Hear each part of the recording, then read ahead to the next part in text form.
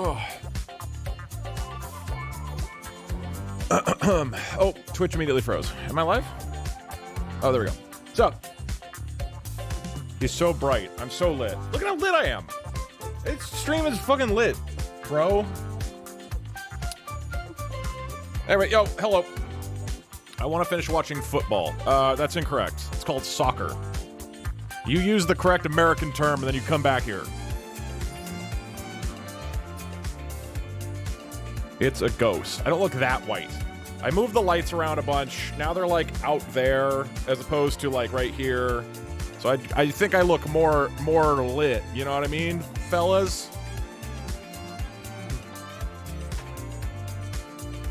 Hey you shit king. I hereby vow to hail you this day. Godspeed, Taro. You look tired and pale. I do not look pale. This is like well lit. The lighting is more balanced than it was. I mean, I do look really bright, but that's fine.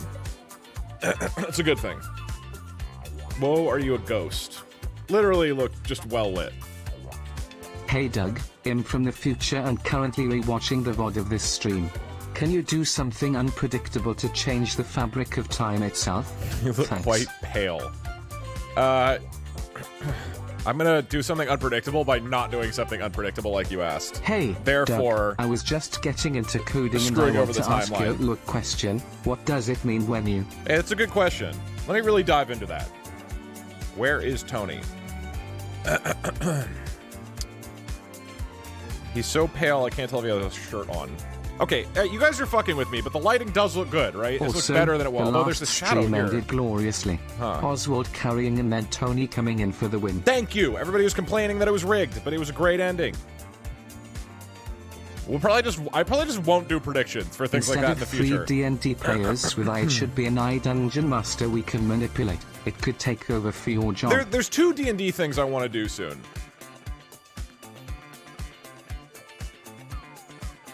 Hey Doug, hope you're doing well. I don't like that Content there's a is big great shadow on lately, me if I do per this. Usual. BTW, is there a story behind your Odyssey desktop wallpaper? Do you particularly like Odyssey? I do particularly like Odyssey. I sped ran it for a while, and then I just took this picture and I thought it was nice, and I don't know. Hey Doug, when do you plan on doing Path of Pain 5 stream? years? Oh my god. Also, have you heard of the game Have a Nice Death? I think you'd like it. Good question. I don't know. Look, I'm gonna be honest, I have a confession, and you guys might have picked up on this already. All of the ideas that I have right now, all the streams I want to do, are just AI. I was looking at my list yesterday. The top, like, 30 ideas that I'm interested in are all AI-based. And I've always tried to not overkill a single concept too much, but it's so hard with AI, because I just love it too much. And it's so entertaining. And clearly most people enjoy it as well, because the viewership's higher during it, but, like, I do feel like, shit, I gotta vary it up. So, okay, you asked about doing Hollow Knight Path of Pain. I want to do Hollow Knight Path of Pain, and then I have all these ideas for just having an AI do funny things with you guys in the background, but then I'm like, well, then it's like yet another AI thing, you know what I mean? So it's like, yeah. I feel like I feel obligated to mix it up and not have everything be AI, but then at the same time, it's like what I'm actually interested in doing right now. There is another D&D concept I have, though, that I want to start doing as well, which is not AI. Can an AI create predictions by analyzing the stream? That's funny. That's a good idea, Fummy. That's very good. I'm gonna write that down. Because, like, the predictions will probably suck. Like, I just send them a screenshot of what's currently happening, and they'll, like, make a prediction. Okay, yeah, that's good. That's good. Have an AI design channel point predictions every 2 minutes. And then we just have to figure out what they are. Do this by having it look at screenshots of the of OBS. All right, cool. I'll explain what I'm doing today. Today's okay. Chill ass, low energy. I didn't sleep well. I'm actually feeling pretty good right now, but I assume I'll crash at some point because I slept not good. The heat is fucking with my brain and body. So, it's going to be chill, it's going to be low, it's going to be boring, all right? Or it's going to be like 30 minutes tops. No, probably not 30 minutes, but like not that long, okay? So don't get excited, don't get hyped up. is going to be boring, okay? Boring stream. In fact, let me add a disclaimer. Hey Doug, representative from Doug here. We know about that unlit thing you did FRFR on God, you pale bald man. Bringing Tony King of New York back on God. I do. Okay, well, Tony King. Okay, let me explain. Boring. Do not watch. Your eyes. The last stream burn. ended well and it was a great time. It was also rigged. Okay, chat. That's true. Bye. I love you. All right, bye, chat. I love you. Okay, no, what we're actually doing, I'm really excited about this idea. And Douglas, yes, it's more AI, you but I can't think it'll be replace cool. chat with I for your YouTube no matter how hard you try or how much you want to. But the funny thing is, I feel like I could literally completely replace me at this point. Wait. Okay, you know what a good Doug, idea is? You're looking pretty uppercase today, unfortunately. Can you please add a lowercase Doug next to you so user lowercations can understand you better? Lowercations? Thanks. Is that racist? Oh wait, what's the thing I just said right before? I was gonna say something else. We should do a series of streams where like every stream has more and more of what I normally do replaced with AI. And like, it's a funny way, right? It's like a funny thing, but you know, it's like now Twitch chat is talking to an AI, which is then doing Dungeon Master stuff, which is then responding to donations. There's like all these AIs doing this stuff. And then eventually we get to a point where I'm just not in a YouTube video. And then we see if anybody notices, you know, like as long as it's a really gradual transition, like maybe we'll get new viewers on YouTube who literally don't think that there's a human involved. That'd be so funny.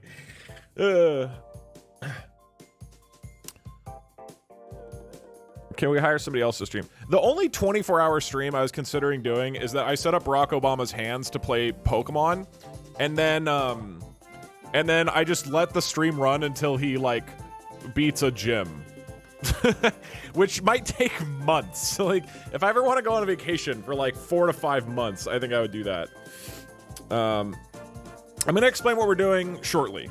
I am going to give it a few more minutes for people to trickle in, because once I start explaining this, I feel like it'll be hard to re-explain it easily. Hi, good. Can you buy dice with this money so you can be a real D&D? Instead of a fake loser who doesn't eat dice for breakfast and dinner and sleeps on a normal mattress and not a mattress of dice. Do you know I've never played in-person D&D? No, that's not true. I've done 2 in-person D&D sessions, Sir Douglas, but 99% of it has been online. I went to get a follow-up on my jaw treatment earlier, and when talking about how pain can come from different places, the example my doctor used was, I kid you not, divorce. Could he be a Doug fan? You just subbed for probably, 3 years. Calico Cowboy, thank you. $60 value, all for only $14.99. Quick sparse, Tony no. with the answer was like a buzzer I have beater in not done that. basketball. The answer was in the air before time expired. Great ending, very poggy.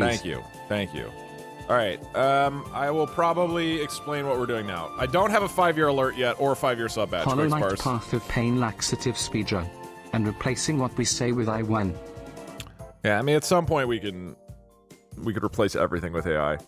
I do want to retain a balance. Hey Doug, my cousin Tony King of New York recently left for pizza, never came back. Do you know where he is? Oh, he's over at Mama Scoliosis's, having some of that lasagna. Hi Carl, Okay. How was the shift at Wendy's? Send my regards to Doug, thanks. Who?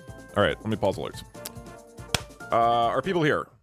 Are you here? You're here? Yeah, people are here. 5,000 people are here. That's fine. All right.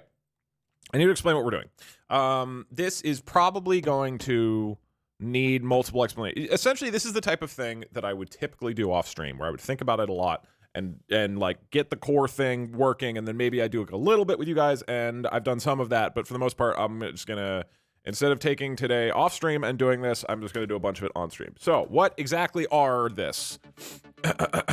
Well, the idea that I had is that, you know how in a roguelike game, like Slay the Spire... Hold on. Please hold. While I'm pulling this up, I'll get an alert. You should give all the I characters a hard disintegrate gunner with 3 shots each. The twist is that the guns just send the enemies into the future at the final encounter. So basically, the more they use the gun, the harder the last encounter will be. Oh, these are not... Oh, there we go. Maybe. Let me explain what my thought is first.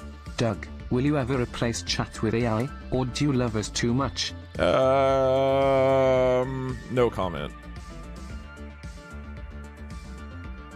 Hey Doug, stream idea, which can be used for the current stream as well. While coding, if there's any error then the stream ends. That is not likely to be a very long stream. I'm not saying that's a bad idea. I'm just saying it's not likely to be a long stream. Okay. So, I was thinking about Dungeons & Dragons. So, there's two Dungeons & Dragons concepts that I want to explore, both of which will take a little bit of time. One is that I want to have a sort of chat versus chat concept, where I bring in guests and they recruit people from chat and then they do like a series of mini battles. And I think that would be really cool, and I'm excited about that idea. That does not involve AI at all. So that's also something I want to do, but that will take a little more prep, and then it, by definition, will involve coordinating with other streamers. So that I think will be really fun. But before that, I want to do so I was thinking about, okay, how could we do Dungeons & Dragons with an AI, where the AIs are the players? Again, this is not to say the only Dungeons & Dragons I'm going to do is with AIs, but I think it's an interesting concept of having AIs play Dungeons & Dragons. So what does that look like? And then I thought, okay, maybe instead of designing one single campaign that the AI players have to go through, what if we make it like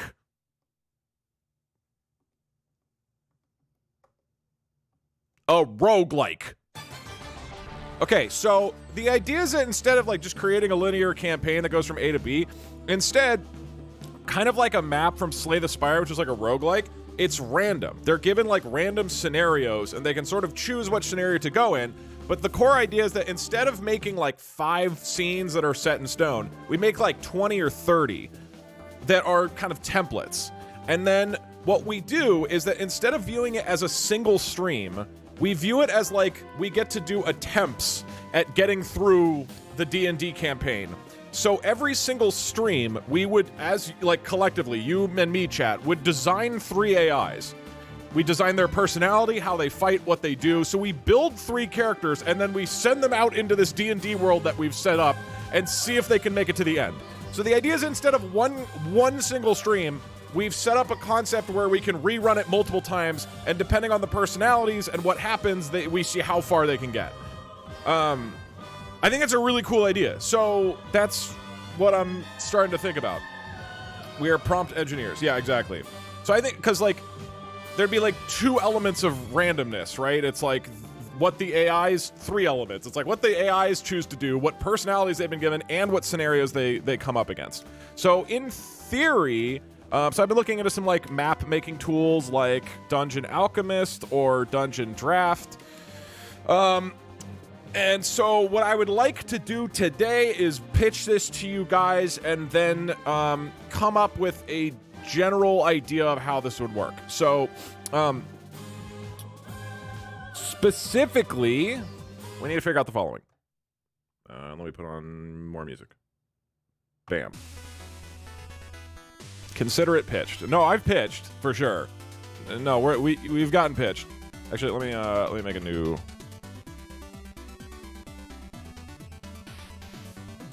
Okay, so there's a couple things that we need to do. First off, I've explained the general concept. Next up, we need to figure out like what is the overall game structure of this? Like, what does this actually mean? I have some ideas for like they have to be like 5 gems. I'll explain this in a sec. Then, how do I make the maps? Dungeon Draft? Dungeon Alchemist? Shitty Microsoft Paint? So, like, how would I actually design each sort of scene or room that they would engage with?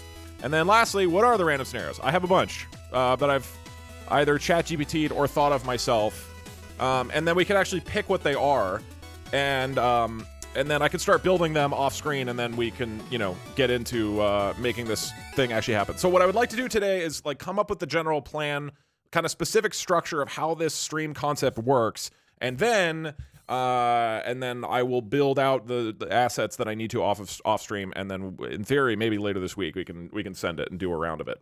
So that is what's happening. Okay, we're not talking about paint yet. So first off, the overall game structure. And let me actually write a little bit of this in text down at the bottom.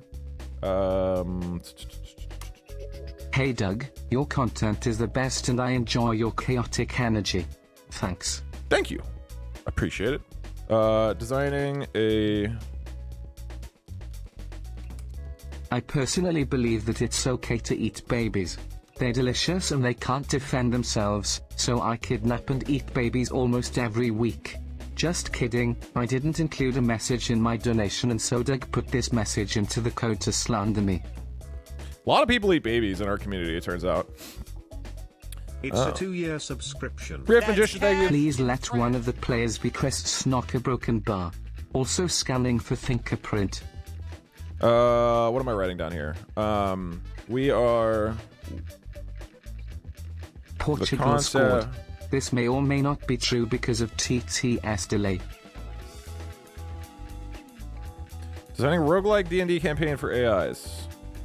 Yeah, I think that's all we need. I don't need to write thanks this for stuff. specifically pinging me in the Discord that you were about to stream. You're welcome.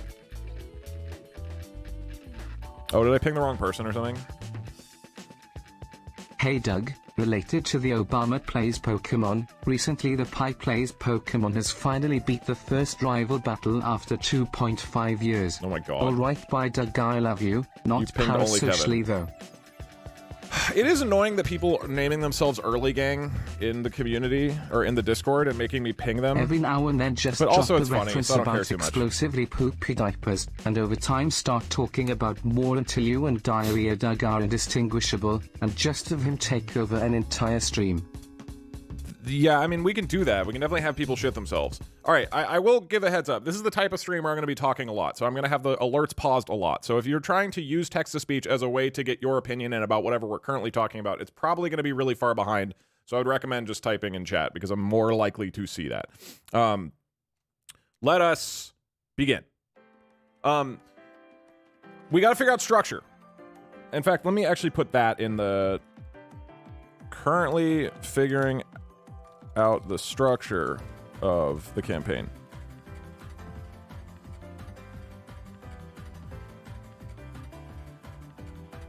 Timer? We don't... There's nothing... There is no time. There's no time... What? Hey Doug, how do you get the 3 eyes to talk to each other? Is each eye stored in a dictionary or something along those lines? I'm a novice programmer and I tried doing this before with 3 separate programs, but it didn't work as fluid as what you had. Any nerdy advice is appreciated. Love you. There's 3 different threads for what I did last time. There's 3 different threads, so each one is a thread that has a agent class that's doing a run function. And then this run function is basically waiting until it's activated by another thread, and then it does the whole it does its whole process, and it updates the other agent's chat history. So each one, there are 3 different threads that are all doing their own thing, and then they just interact with each other. I don't know if that clarifies what is different from how you're doing it. Okay. Ideas. How do we want to do this? So, in theory, we would come up with... subscription. That's cash in the trash. In theory, we would come up with, let's say, 20 or 30 scenarios that can be sort of swapped out. The scenarios could be, we could have, like, the... I don't know how to draw this well. So it could be... So let's say we could have... the setting is chosen randomly, right? The setting is chosen randomly, and then the NPCs in the setting are also chosen randomly. NPCs. And then there's some sort of twist. This is not being written out very well. And then there's some sort of twist that we decide. So with every single scenario that they go into, we would say, okay, here's the random setting. They're on a bridge over, over a giant, like, cliff or something. And then here are the random people who are there and what they want. And then here's something that we, you, and me decide is going to be different based on the characters and their personalities and what's happened so far. Although on the other hand, maybe we just want to have each scenario be I'm not organizing this well. I'm diving into the scenarios already. High level. Start high level. I gotta focus. What is the broad goal of what they are trying to do? This is too happy of music. What is the broad goal of what they're trying to do? In theory, it could be like they are trying to get through 5 different scenarios. And if they can survive in all 5 scenarios, then they win the campaign. And congratulations, our team actually made it to the end. In theory, it's like these are just picked randomly, right? So each one of these scenarios is picked randomly from our pool of random scenarios. And then maybe the very last one is always the same. Like this is the boss, and the boss is always the same. I'm not asking for specific scenarios right now. We're asking for the high-level structure of how the game works. It could just be like this, that it's linear, right? So we start and we say, okay, here's the first scene that you have entered, AIs. Here's the second scene, right? And so they go through these one at a time, and they're trying to progress through them. Another option is that we could have it be more like a Slay the Spire type of thing, where the scenarios are, instead of being picked randomly, they get to decide where to go next. So we're like, hey, this is... on one path, you have a scenario where there's a creaky bridge, and over here, there's a tavern that looks like there's a party going on. What do you want to do? And so we kind of give them options. And in this case, we would probably set the map up one time, and then they're just picking the route through the map, right? So instead, it would be kind of like the Paint Total Improv D&D, where there's like a fork that they go up, and that would be sort of similar to Slay the Spire, where you're given, it's a randomly generated map, but it's like a tree, yeah. So it's like a tree that they choose to progress through. And that way, like, they decide how they want to progress through the sort of world, I guess. And each decision that they make, like, it's you know you're going to, like, this scene is always going to be, like, the cave scene or whatever. And then, you know, maybe it, like, gets back up. These go back up here to this scene. And these go to this scene or whatever. And this goes to this scene or this scene. And then all of these go to the final boss.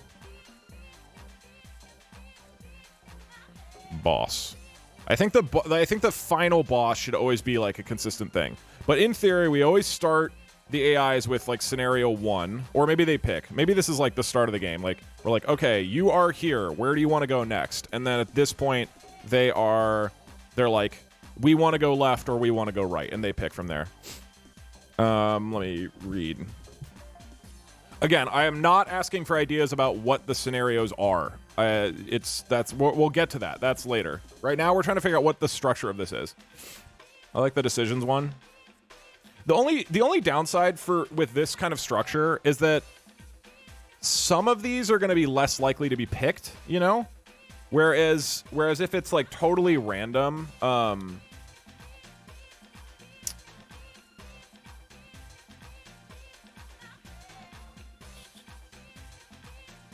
if by contrast, they just go from one block to the next, and it's like they don't make a decision, but each block is picked randomly, like 1 out of 30 different scenarios, right? The benefit of this one is each scenario has the equal chance of being chosen, but it does feel like it's a little bit less of an adventure to like see what they do. I feel like both have pros and cons, to be honest. Are there any strong thoughts about this, or if there's any other ideas? Quality over quantity. I mean, so again, like, I think the idea is either way, I'm going to come up with like 20 different scenarios. And it's really just how they choose to progress through this. Like, so for people who missed it earlier, the idea is that I want this to be a stream that is repeatable, right? That it feels like it's different every time. So I don't want a situation where they're just picking the same couple scenarios every time, even though it would be different inherently because they are different every time. Like for people who missed it, we would design 3 new AI characters at the beginning of every stream, and then we see how they do and what they choose to progress through. They choose categories, not scenarios. Yeah. Go in tavern or dungeon. Yeah, I guess we could do that as well. So there's like some degree of randomness. I feel like for simplicity, there's some degree of like wanting it to be really clear to the viewer, you guys, of what's happening. If it depends how many streams you want this to go for. I don't know. I would assume at least like 3 streams. I would want to try this because this feels very repeatable and fun. Whoop, too happy. Randomize. I mean, yeah, because I could also, if we do this tree approach, I could randomize the placement of everything. It doesn't have to.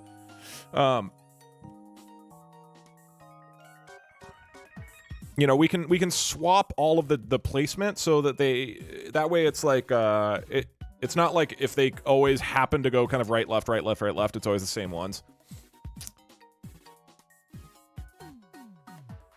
So essentially we would pick like 20, we would design 20 scenarios in advance. We would put them onto the board, and then sort of at the beginning of every stream, I would just, in the trash. you know, in this case it's 10. I would just swap where they all are. Maybe we'd start with like 10 scenarios to keep it simpler. But I kind of, this is the type of idea where I feel like I want to get a rough draft just like made without putting in a ton of work, because I feel like once we try this concept, we'll have ideas about how to make it better. So I don't need to like immensely overanalyze things, but yeah, different classes of scenarios. Yeah, so that's another idea, is instead of saying this is scenario 10, this is where you have to like talk to this king inside of a castle. It's just sort of like, oh, to the right you see a castle, and then it picks from a group of different castle scenarios. Let's do a poll. So option 1 is it's just like, another thing to kind of think about. How many scenarios do we think we should go through? My thought is 5. So the idea is like, from the start of the campaign to the end, they have to complete 5 total rooms. And that is largely based off of the 2 Dungeons & Dragons campaigns that I've done on stream so far, which gives us a nice like 4 to 5 hour long stream. So if we did 5, it would be like 4 random ones, and then the 5th is like a final boss that's more consistent. 5 is all right? Okay, so the idea is like either... Oh, this looks like shit. Hold on. Let me get some alerts going in the background. Hey Doug, first time donating. Hello. Thanks for the great entertainment over the past few years, less than 3. You're welcome. Thank you for joining. So the idea is that it would be like you have to beat scenario 1, and then hey if you Doug, survive it, you go to scenario 2. Have you ever considered something like the Quarry, where you and Twitch chat take turns on making decisions, and you do a punishment each time a character dies? I have not, but that could be fun. It's a good idea. And then you go to boss. Hey Doug, I met you at open source and you stole my Sharpie.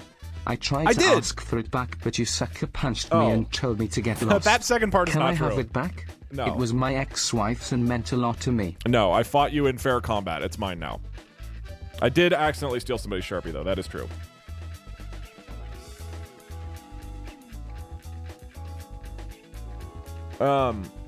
Okay, so... Are we in agreement? It seems like most people are on board with this. The idea is that in every campaign, they have to survive and get through each, like, one scenario, and then scenario 2, and then scenario 3, and then scenario 4, and then the final boss scenario. And these first 4 are random, and the final boss is, like, consistent. Because that way I can just plan one interesting final boss. Again, this might be a tree structure, or it might be random like this, but the number of them is 5. Okay, so we have a couple options here for how the structure of this would work. It's like a reverse binary tree. Yeah, basically. Although I'd want the tree to to come back in, so it'd be more of like a diamond. All right, what structure of the campaign? So we could do 5 randomly chosen scenarios, or 4 randomly chosen scenarios, then the boss.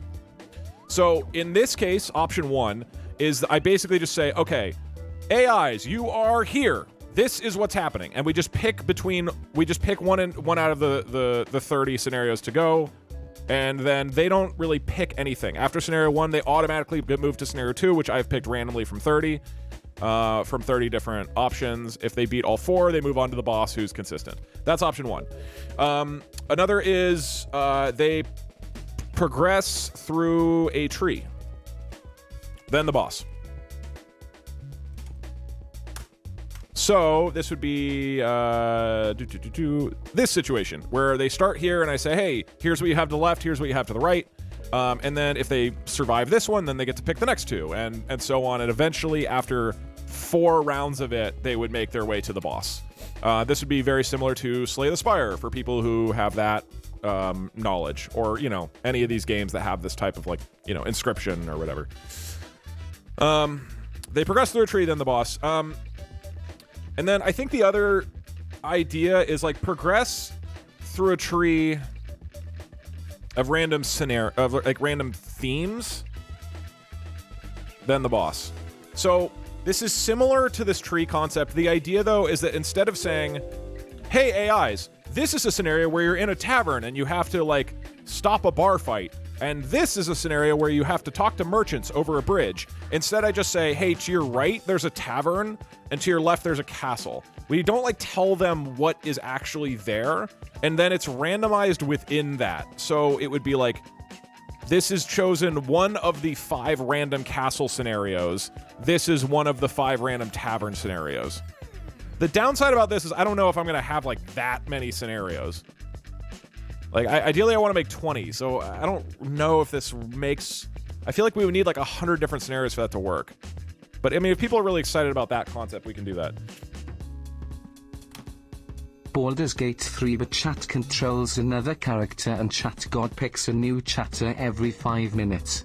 I still haven't played Baldur's Gate. I really would like to. Okay, so a lot of people are doing this. The ID fake Doug using today is really good, but thought he would make sure it wasn't bald. Why are people so excited about this one? Rosa just died, so she will be in heaven with God in the Sam slash and your hairline. The AI has more freedom. Not really. It's so. Hold on. This sounds like you want to milk this idea because you're feeling lazy and don't feel like coming up with new ideas. I assume you're being facetious, but I actually think this is a really, really creative, cool idea. But it is also true that it would be nice to have some. It'd be nice to have stream ideas that I can repeat multiple times that have variety with them because, as you may have noticed, more and more of the streams I'm doing are requiring a bunch of prep time and coding, but then I only get to do one stream out of them. So if I can do a stream where there's like really genuine variety and interest while still having the same core like structure set up, that would be great because then I can just do more streams. Okay, let me just explain the kind of difference here of what option 1 versus option 2 is. Or sorry, excuse me, option 3 versus option 2. Yeah. Sorry, my brain's not good today, right? I told you I'm tired and I'm dumb. Okay. So, what we're going to say is the players start here, right? And then we're going to tell them, okay, you can go left and here's a scenario or a scene or whatever, and you can go, right, or you can go left and here's a scenario. And then from here, this branches off into multiple, right? This branches off into multiple. And so on. So, in either case, it sounds like we're set on a tree. We're happy about a tree, okay? The question is, which is each one of these slots in the tree an exact predetermined scenario, or is it picked randomly from a category?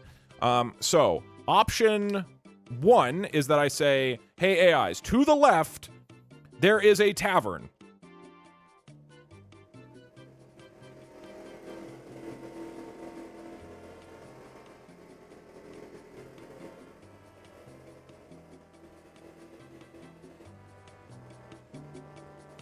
There is a tavern. Now, to the AI, this is a tavern regardless. I'm just going to say there's a tavern to your left. And the question is whether I have decided in advance we know that this is scenario A, or is this one of 3 potential scenarios, A, B, or C? And then we pick randomly. From the AI perspective, I'm still just going to say there's a tavern. But the question is, do we know exactly what that scenario is in advance, or am I picking randomly from a group? The challenge with this is that I need to have like 3 different... Oops. I need to have 3 different, like, tavern scenarios. I feel like if it's pulled randomly from a pool, I guess then we would have multiple okay, so we did this version with, like, it pulling random. We would need to have multiple taverns. So this would also be a tavern.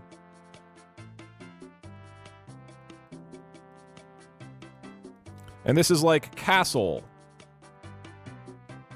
And over here is also castle. So, like, there's categories, right? Where we have tavern, And then we've decided 3 scenarios in advance for the tavern. We have like A, B, and C. And then we have castle, and we have these different, like, maybe, you know, 6 or 7 different, like, themes. Etc. And so the theme would appear multiple times on the tree, and then it picks randomly from one of the scenarios within that theme. Does that make sense? Stop trying to talk us out of it.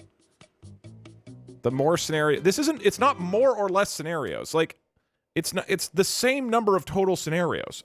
I'm not understanding why you guys are really passionate about this version. This feels more confusing, like, from a viewer perspective, versus just saying, like, this is the scene where you do... This is scene A, and then scene B is over here, and this is castle scene A, and this is castle scene B, rather than having it be random.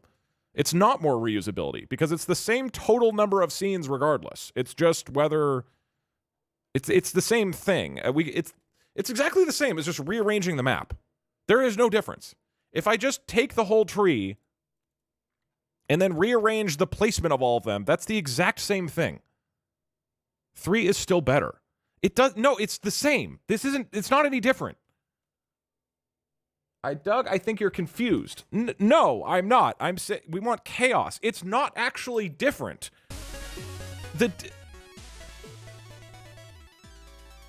3 is more than 2. Yeah, no, I do know that, but... Make a poll for 2 or 3, but...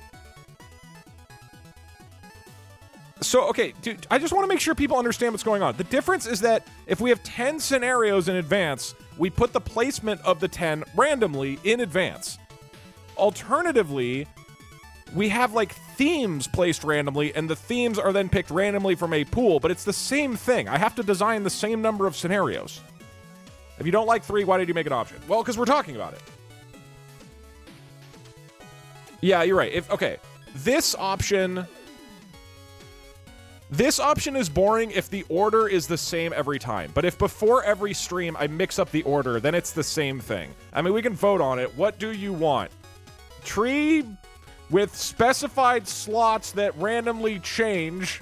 Tree with general slots that randomly change. It's like the same thing.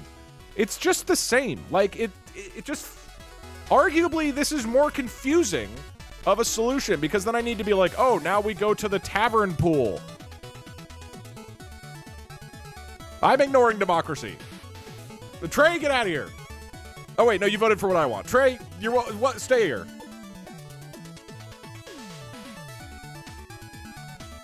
This is dumb. You're dumb. How dare you? Have you heard of Peglin? It's a roguelike Peggle game. I sure have. All right. I am glad that we had this long discussion. I will now promptly ignore everything you guys have asked me for. And we're doing my version. Okay, the main point here is that we picked a tree, okay? And we can decide how the tree works later. Look, I'm receptive to talking about this later once we've come up with the scenes. We'll come back to this later on. The key thing... Look, you don't have to be upset, because the key thing is that the tree won. Yeah. Tree. Where's the tree gang at? Yeah. Boo, it's still a tree. It's literally a tree. You're gonna be fine.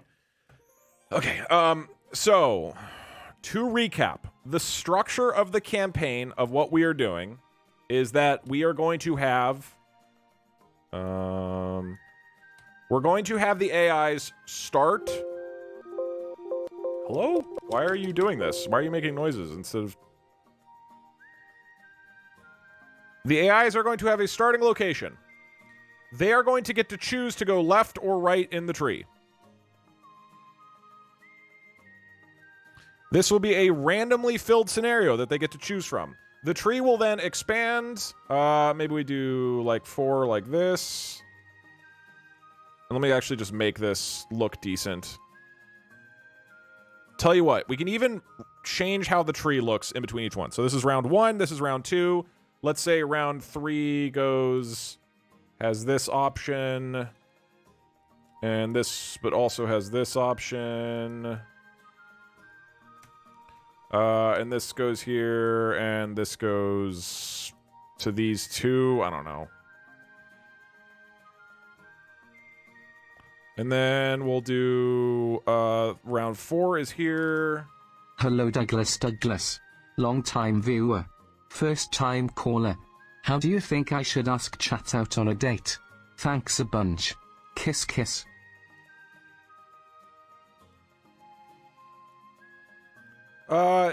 Politely? Oh my god, Doug, bend your head down again. It's a Christmas miracle, Terry said, grey hair and the baldness.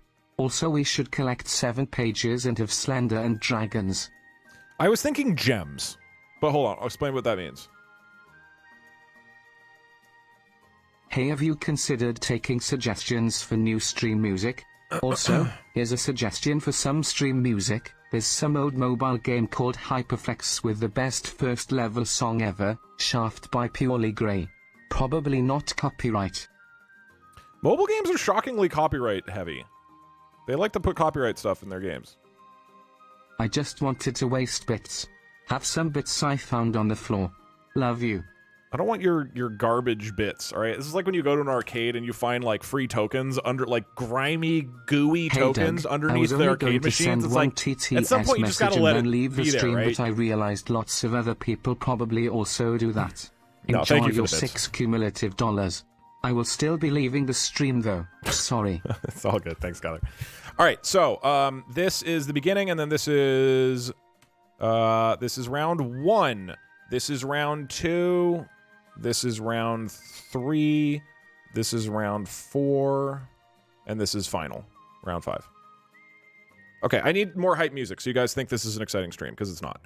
Okay. So, this is not visually very clear, is it? Burn the tree. Not my tree. It's a good... This isn't even the part that we were debating. The tree itself is the same. Okay, so the idea is that we will design 3 AIs, and we will tell them, okay, you are here. To your left is a whatever, and to your right is a whatever. If they manage to survive this scenario A, then from A, they get to choose, oh, do you want to go to C or D?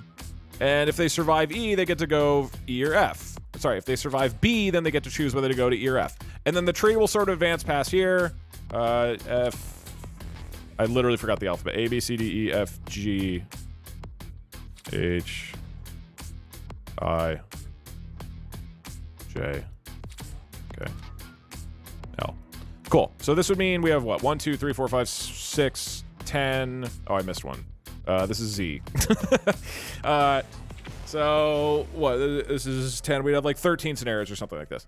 You missed. I'm not. This isn't like a first-person shooter. So this is the general structure of how we would do this. I would make this look a little bit nicer, obviously. But in general, it's like they have to make it through and succeed in 5 different scenarios to make it to the boss, and then they see if they win. See, and even if you think this is a bad stream, listen to the music. See, isn't this exciting? Should we have a starting scenario?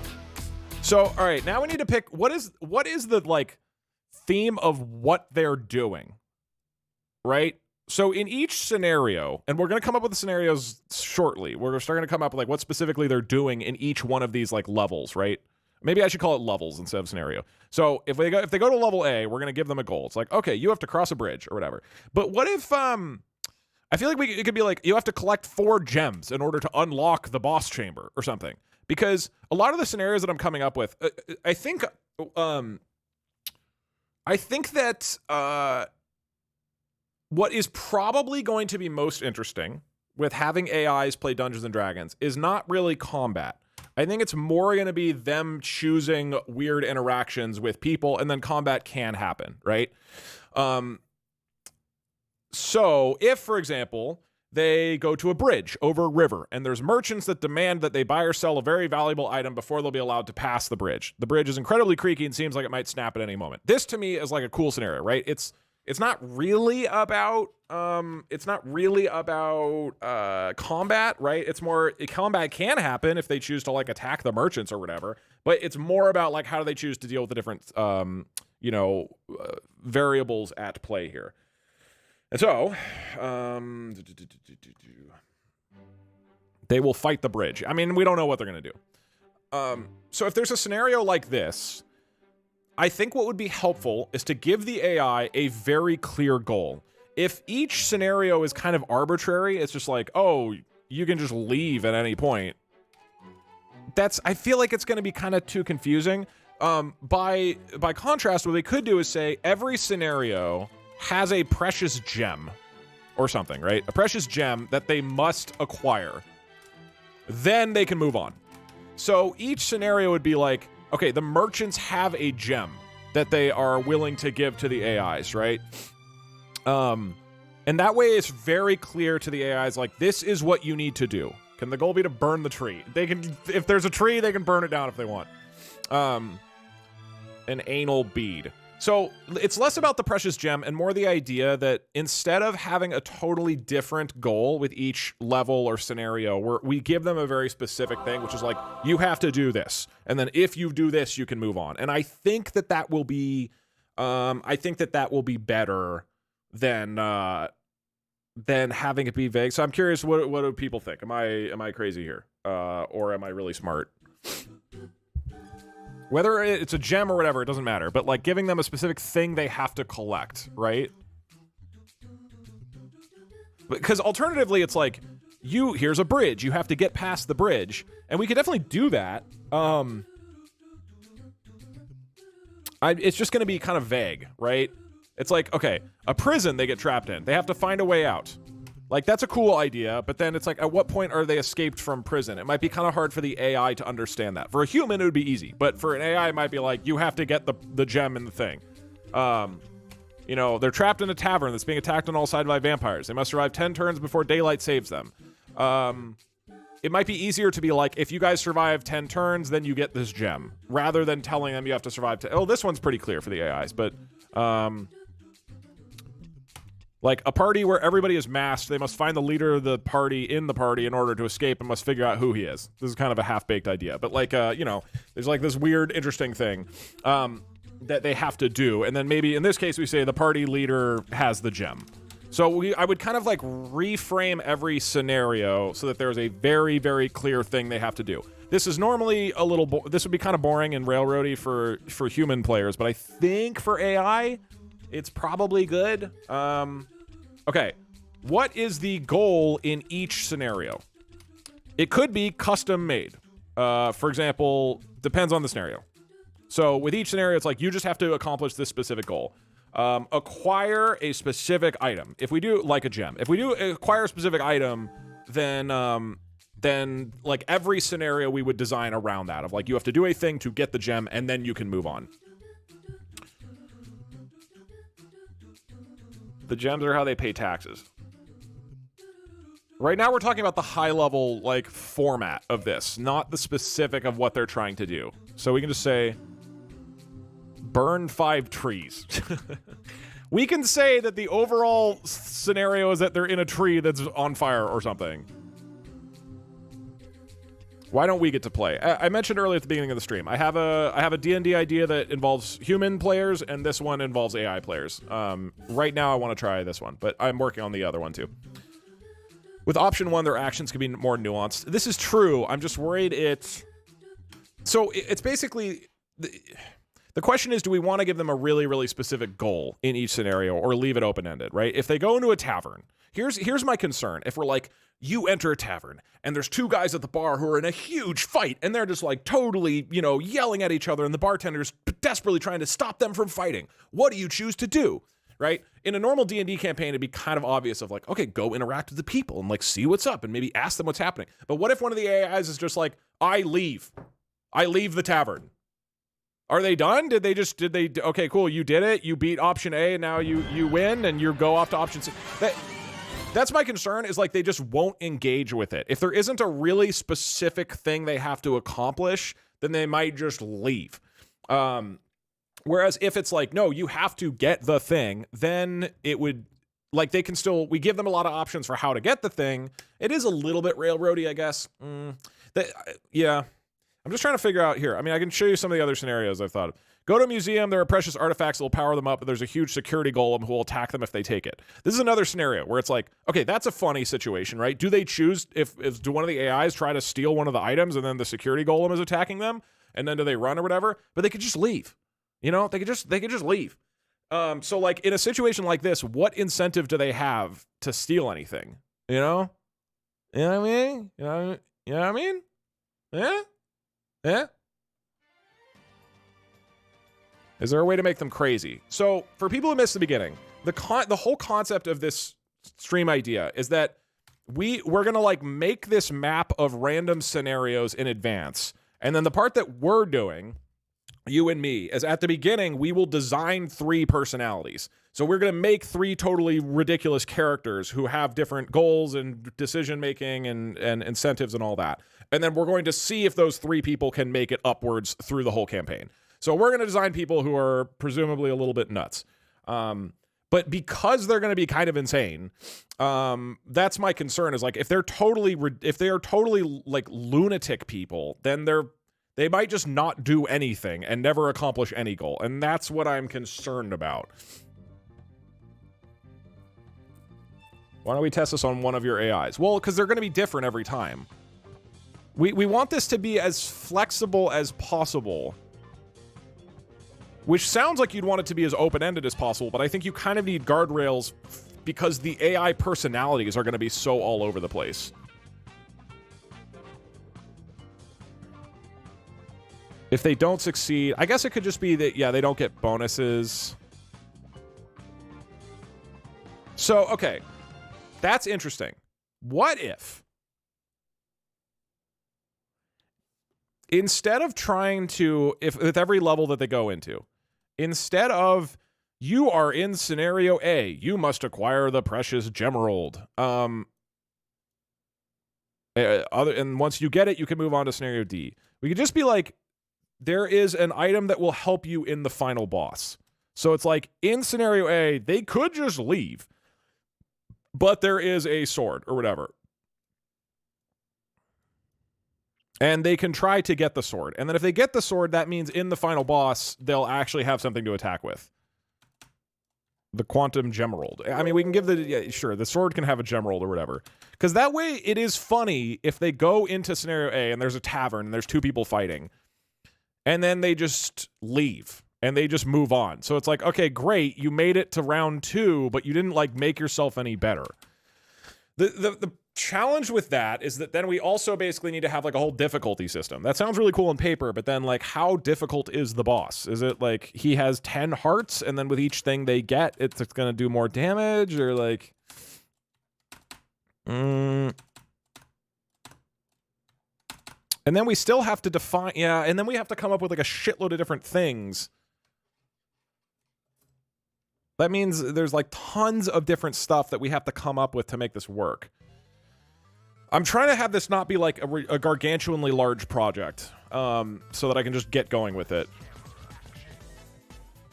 But if anyone in the AI cast Magic Missile? What's up, T? Not yet. We're getting there. But one of the when we design the AI personalities, one of them can just the only words he knows how to say is I cast Magic Missile.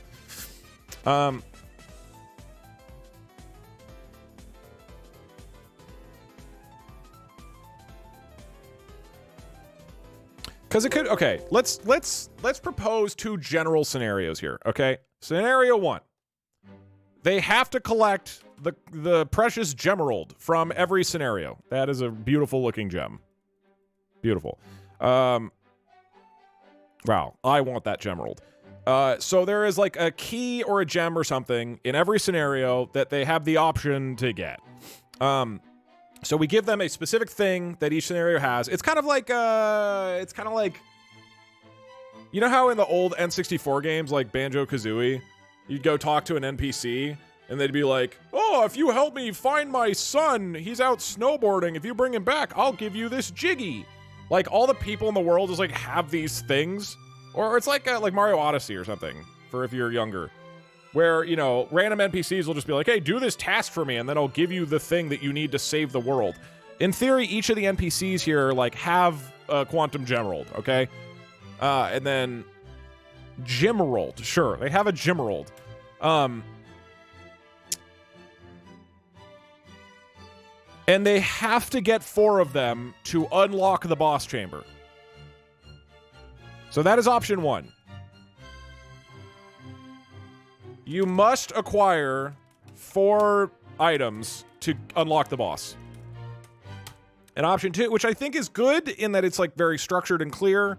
It's also very like easily creatable right now. That's not going to take a shit ton of time to do. Each scenario has a custom bonus that helps with the boss. So in this one, each scenario is a little more flexible of like, hey, if you want to, this location here has some sort of like sword that will make the boss easier. You can choose to engage with it or not. I think this is, oh man, some downsides about that is it's more likely that the AIs are just going to like blitz through a bunch of these scenarios without doing anything. But then it is really funny. Man, there's a lot of pros and cons here. Hope to see you at TwitchCon. Yeah, I'll be at TwitchCon, T. I will, or the San Diego one.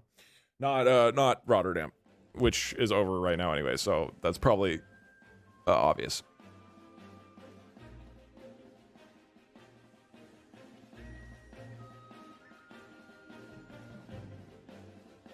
Could mix them both. Well, how do we mix them both? I feel like you kind of need to pick one or the other. Either there's like a thing they need to acquire from every scenario to unlock the boss, or there's something that can help them. And then if they get it, they move on.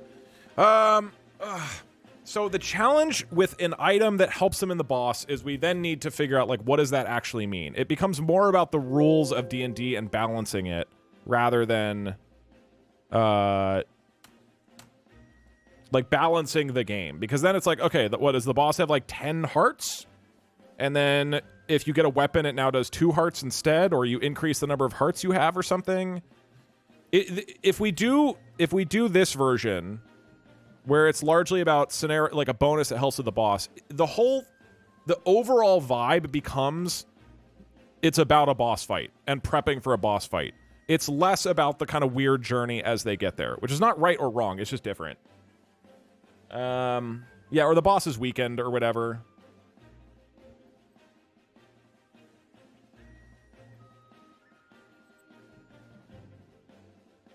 Yeah, my concern, I just feel like this adds a lot of complexity. Like custom bonuses that help with boss, I think that's really cool, but that's like designing a legitimate like video game where we need to really have like a lot of numbers and stuff. Yeah, that's a good way of putting it, Brad. Like, scenario 1, like you have to acquire 4 items to unlock the boss, is like old Zelda, where it's like you must do this, and then this, and then this, and then this, and now you're at the boss. This is like Breath of the Wild, where you can go straight to Ganon, but you're probably fucked. And the more time you spend, like, you know, gearing up and getting weapons and leveling up and whatnot, the better it'll be. But it's funny if the AI just makes their life way worse. But also, then it's kind of stupid if they go through this and they get to the boss and it's just impossible and we know they're going to die. And it's like kind of a waste of time as well. Okay, I feel like we were pretty split on this, right? Let me redo the vote. I don't want to just do mini bosses because I want to not lean into combat too much. I think combat would be the most boring element of this. I think it'd be far more interesting of them deciding weird shit to do with people. So in general, I'm trying to, like, it's not to say there isn't going to be combat, but I want to not have that be like a core part of what's going on. Well, no, it will be a core part. Not have that be like over 50% of what's happening. I'll put it that way. Like less common, you know what I mean? My careers advisor asked me who was my inspiration and I said you long. They might have been concerned about your job prospects. D&D, but you start at level 20, then as the game progresses you de-level and are level 1 to 2 by the final fight. I mean, you can do that. Okay, let's start with this. What I'm trying to do a little bit right now... Double, could we try crowdsourcing voice models? I have a decent deep voice for TTS and I volunteer. Okay, love you, Doug. Say it back. Alright, bye, Doug, I love you. Yeah, I might do that at some point, of having, of crowdsourced voices. Okay, we're going to go with option 1. You have to acquire 4 items to unlock the bus. However, this whole conversation today is about getting a first draft of this thing made. I want to just get a version of this done, because then, and ideally we lean on simpler decisions. Because if we get a first version of this done, we can see how it feels and then update it. We can be like, hey, it's kind of boring for them to just get a gem rolled in every single scenario. It's more interesting if they get level ups. Then, like, once the core thing is made, then it'll be easier to, like, modify that section and add a new, like, mechanic to the whole thing, right? But I think it makes more sense to start with something that's simpler to just get going. So we're going to say every scenario that they're in, they have to acquire the precious Gerald. Yeah, Gerald Ford. All right. Hey Doug, do a hybrid. Grab a set amount from the event bag, but they choose from handful. Like a roguelike. Oh, these are behind. Yeah, I mean, I'm going to start with just, there's like, 13 or whatever in advance. I can't believe you would ping poor Kevin. r/Doug will hear about this. Why not make it so there's an obstacle in every room?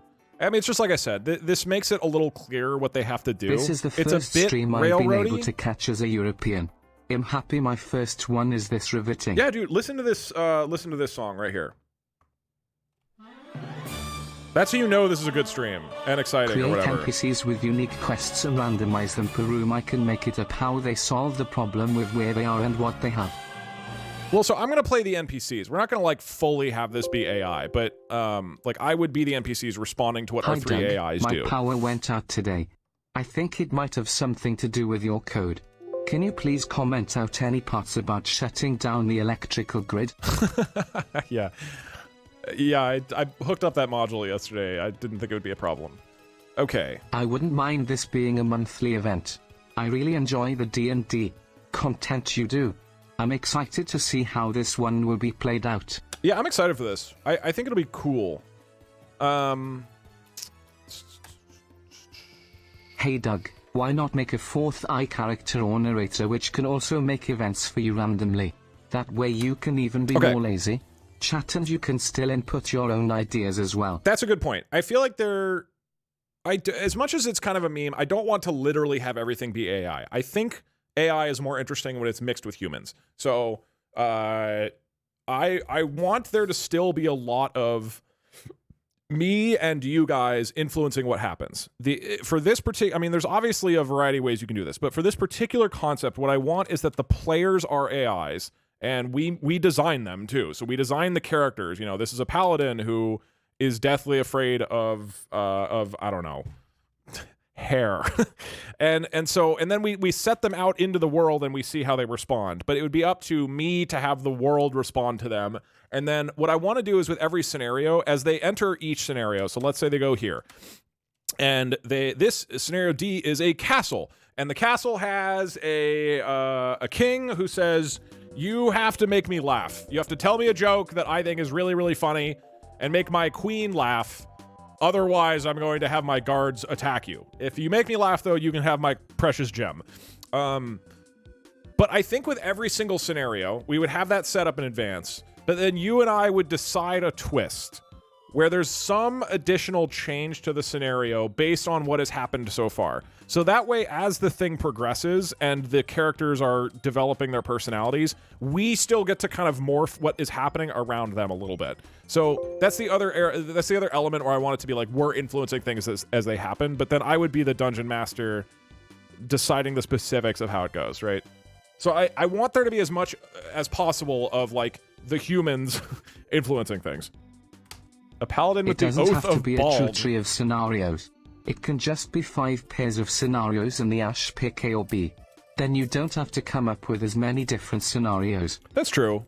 I mean, I think this is like a cool sort of structure. It looks like shit. I'll make it look better, obviously, but... Hey Doug, at 4 p.m. Pacific GDQ will run Spelunky. Can we spectate so we finally see someone good at 2D platformers? No. Then you guys might leave and not stick around. Alrighty. Next question. I think the important part is that the eye only knows the settings/theme before they choose where to go. That is definitely true either way with the tree. I'm only going to be like, there's a tavern, or there's a castle. I'm not going to tell them what specifically is happening. Hey Doug, make Parks a boss pretty please. Also love your streams. You are my favorite YouTuber. Thank you. Parks will probably not be a boss. I hate money.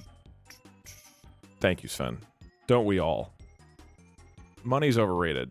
All right, let me Make show the tree you. spin. What? No. Hey Doug. A few different options. Made a new D&D character who runs a food-based mafia. He worships the holy virgin olive oil. As I designed him, you very much became the inspiration for his god. He's bald and a virgin like you. Good. As long as he's worshiping me, that's all that matters. All right. We now have... What you depicted isn't a tree. A tree is a special case of a directed acyclic graph, which this is, but for it to be a tree each node can only have one parent node. So you scam chat that way. But both options are exactly the same in terms of Fine, it's a randomizing graph. the graph. It's the a graph, fine. random option You are is just technically correct, harder to yes. implement. This part ruins it being a tree. Oh, wait, no, and this layer, too. Make the boss a TV game show host And who this layer. keeps leading adventurers into this choose-a-door dungeon. Then it's random and they pick left or right doors. Then you can make an evil eye game show host beg that taunts the eyes. I like that it just doesn't fit with, like, the Dungeons & Dragons fantasy theme. That is actually a really fun idea. Okay, I'm going to pause alerts again for a little bit. Let us continue. Next up, we must decide how I am going to make the scenarios. And then finally, we will come up with the scenarios themselves.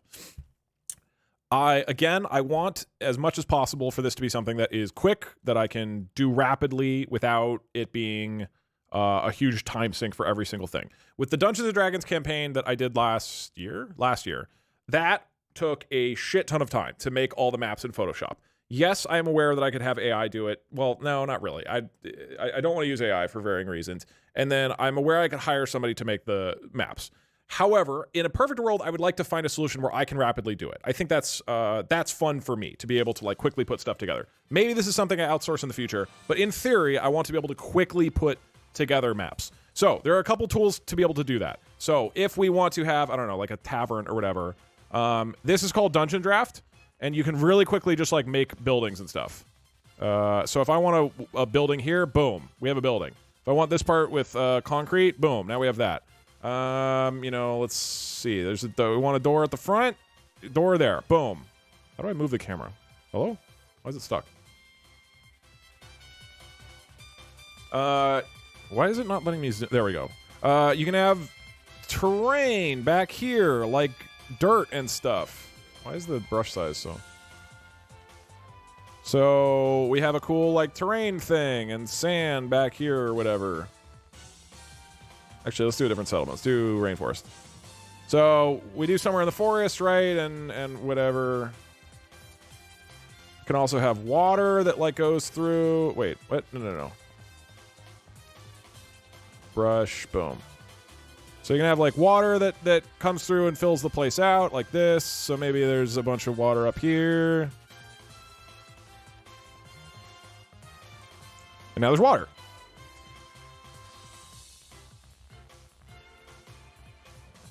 Cool. And then in our building itself, let's say we have, I don't know, let's be like, okay, there's a brick place back here as well, and there's a brick storeroom back here. So then within this place, let's say we put some objects, I haven't dove too much into this really. Let's say this is like a bedroom, and how do I move I feel like this wasn't a problem before. I don't know how to move. Ah, there we go. You can also like pick multiple beds and then do scatter, and then it'll kind of like randomly throw them around. Cool. There's our really good looking bedroom. We'll put a fire out here. Why is it?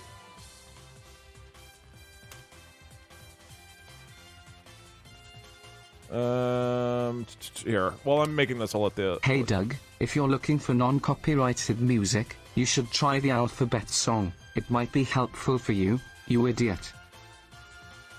Wait, why can't I... Oh, because I need to just be scattered.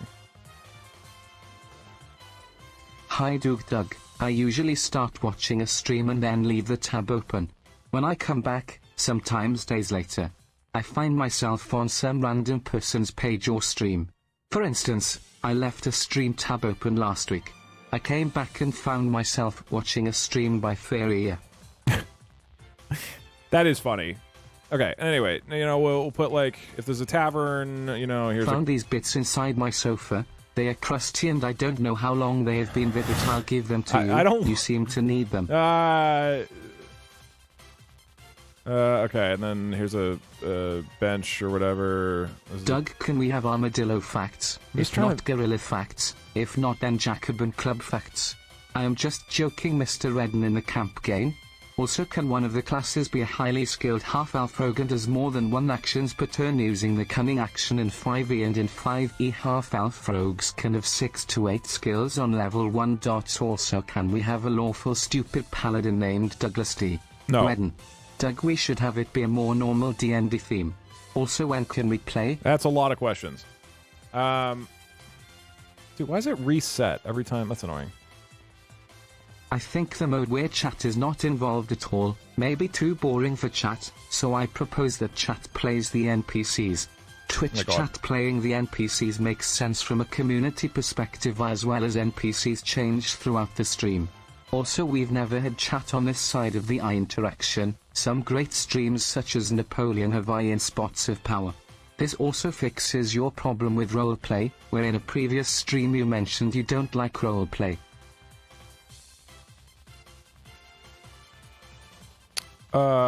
Yes. Hey Doug, agreed. how about having an overarching IO chat that judges the solutions they come up with and gives them points between 1 and 6 or 12?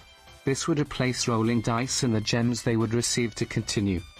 Again, I mentioned it earlier. I want to have some element of human, so I don't want to replace the dungeon master with AI. Make the custom goal specific, like stop the argument or escape from this prison, and then define in the characters that they always have to specify in detail what they do. Just a gem would be kinda boring in ho.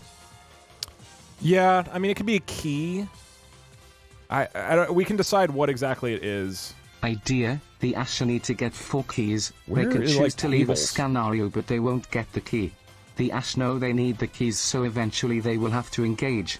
If they run out of scenarios before getting 4 keys, they auto-fail. When you will get this. Potentially.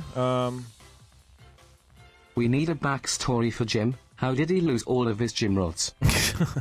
Okay, whatever. This doesn't look good. This is fine. I would, you know, I'll learn how to... Oh, that's more what I was looking for. Doug's party is finding the 7 Anarchy gym rolls, which is ironic because Doug was streaming a game that involved Sonya and doing a challenge that involved it. I am not joking. Okay, so, let me pause alerts again. So, that took, what, like 5 Doug, minutes? this is for the second Twitch chat plays D&D, not your eyes. Can one of the classes be a highly skilled half-elf rogue and does more than 1 actions per turn using the cunning action in 5e, and in 5e half-elf rogues can have 6 to 8 skills on level 1. Jesus, Also, can we have a lawful stupid paladin James and named Dexter, thank you for the Douglas 5 D? gifted subs. Appreciate Redden. Doug, we should have it be a more normal D&D theme. Maybe. I don't want to... I'm not thinking about that too much right now, of the next campaign. Doing double actions, my concern is that would make it... It would take a long time for one guy to finish their turn.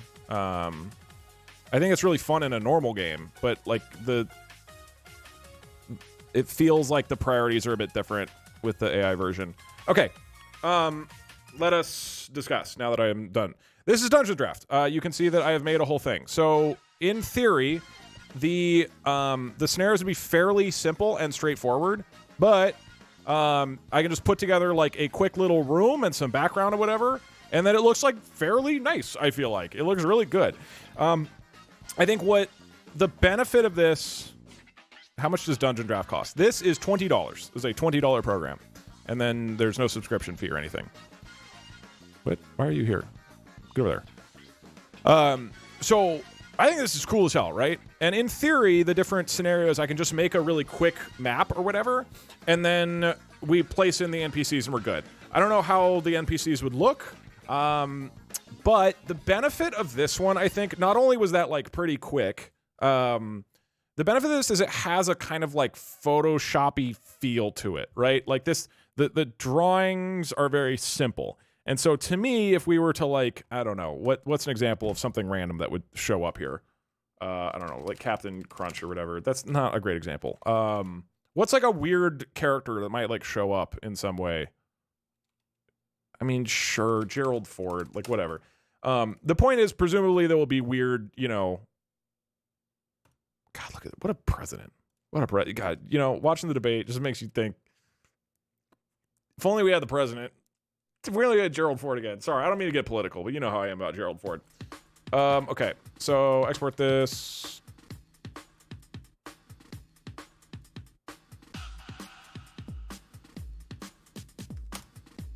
Cool. We export this. I'm going to pull it into the spots. All right, so here's another dungeon draft thing that I made. So this is like kind of what it would look like, right? We have the AI's little tokens or whatever, and then we have NPCs or this or whatever else.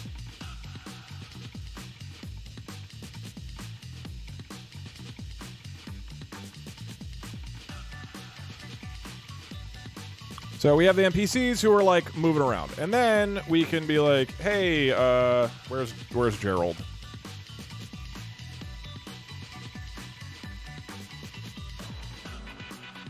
Uh-oh, my computer's freezing.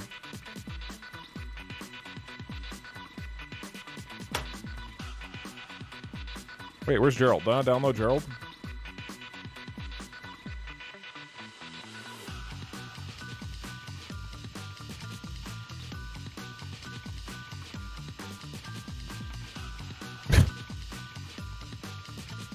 Okay, so here's the question. Let's say they go into a tavern and Gerald Ford is the tavern keeper and he's sitting here. Now, this doesn't look great. I'm not going to say that Gerald Ford really fits into the tavern, okay? But he fits in decently well, okay? Because, again, this is a sort of like very simple hand-drawn style. And so I think the scenarios work pretty well, right? Now, that's with Dungeon Draft, which will take me like 10 minutes to make each thing, which is fine. Then there's Dungeon Alchemist, which I found. This one is fucking crazy. It just like all you do is to say what the room is, and then it just makes the room. So check this shit out. By comparison, this is going to be a tavern. And we'll just do, here's this room. Actually, here, let me. Here's the here's the great hall. And now here's the hallway. Then we'll have a kitchen here. A store, I don't know, we'll do bedrooms back here. Oh, the pantry will be behind the kitchen here. And then we'll do like a brewery down here. Cool. And now I click this. And it just makes all of that. And it's ready to... Oh, it made it as one. Oh, okay, wait, hold on. So I need to do that differently. I thought you could do it together. Okay, so what we do Great Hall here. Here's the Great Hall. And now it has a fully filled out Great Hall, which is insane. Okay, so that's the front. Now we're going to have a hallway that goes out here. And then we'll make the kitchen this section with a pantry here. Oh, I didn't make it. Hold on. So we'll just put hallway here. And then we'll say there's bedrooms back here. And maybe, sure, we'll put a toilet back here. So, in about 30 seconds, you have a fully filled out, fleshed out thing, which is crazy. And then you can individually, if you want, go in and be like, oh, I want this over here. I want it rotated. I want it a different color. Like, if I don't like this pig, I can just remove him. And so it's like crazy how quickly this gets set up. This is incredible. Yeah, it's nuts. This is called Dungeon Alchemist. It's like $40 on Steam. And there's all these different scenarios. This is just the demo. Like, all it has is tavern. But you can see abandoned ruins, alchemist laboratory, castle, crypt, desert, mansion, pit, skeleton palace. So I am pretty tempted to use this because, like, This is crazy, right? But what I consider to be the downside of this is that stylistically it looks awesome, but then if I export it as an image, and I found that I liked this one the most, dungeon draft test, and we pull that in.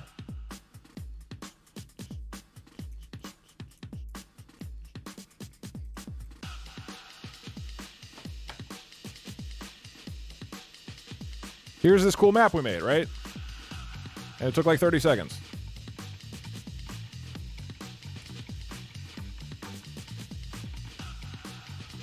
It feels to me that they fit into the scene a little bit worse. Like, it looks great, but it feels like they made... Well, actually, I don't know. Do you guys agree? Maybe they don't. It does look great, actually. Maybe it does just look good. My concern is that, like, adding in weird Photoshoppy stuff doesn't fit in as well as by... Let me group this, copy it, draft test, again, versus this, which is like... And actually, let me not do dungeon draft test. Where's the temp one? There we go. Like this one, where we had like Gerald Ford here. I feel like this style fits a little more with like the shitty Photoshop images that we'll most likely be creating versus this style, which is like they feel a little more out of place. But this also looks gorgeous. Like this looks so good. And then it's like will be way quicker to make. And this is so fast that literally we could come up with something on the fly, like in the middle of a session, like in the middle of a stream, and create it in like 10 seconds. You know what I mean? And then the final option is that we open some Microsoft Paint and then draw a shitty tavern like we did with Total Improv D&D. And be like, yeah, here's the tavern. Here's a fireplace back here with the stone walls. Here's the stone walls. And here's like a table, and here's the woman behind the table who's talking. And then here are you guys. We want paint. I don't think this looks very good. I think this is probably cooler. One of these two options. So, again, option 1, Microsoft Paint. Option 2, actually, for option 2 is Dungeon Draft. So Dungeon Draft is the more like painted style of, I guess, less paint than paint. We'll say the more hand-drawn style. And then option 3 is Dungeon Alchemist, which is like the 3D realistic world. Okay, how should I make the maps? Option 1, Microsoft Paint. Doug, my dogs are barking really loudly and I can't hear the stream. Can you make them quiet down, please? It's really annoying. Hey, do you want a treat? You want to go for a walk? You want to go for a walk? You want a treat and a walk? Cool, now you can take them outside. They'll calm down. To be more sane and driven with every item they get, so they naturally get more focused and driven and less likely to skip goals. Best of both worlds. Maybe, but I'm hesitant to, like, adjust them too much midway through. I mean, like NPCs are set characters that are just shuffled around per game. So you don't have to come up with like 3 scenarios per room, and it also doesn't get stale. Anyways, I need to sleep right now. Love you, Doug. Bye. I get what you mean. Yeah, there's potential on that for sure. 3D video game style. All right, what do you want? Hey, Doug. I'm sorry I don't want to annoy you, but...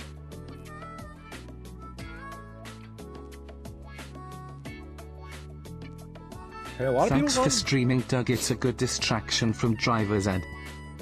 I feel like you should learn how to drive, to be honest.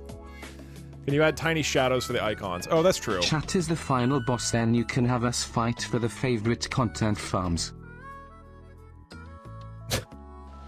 So we do like a drop shadow on this, spread it out a little bit. Hey, Doug, you should make the next chatter campaign about the Duke Doug channel, like with Park Siroso, etc. Potentially. Oops. Yeah, I mean that does look better with them having shadow. Looks better now. Gerald Ford really rips.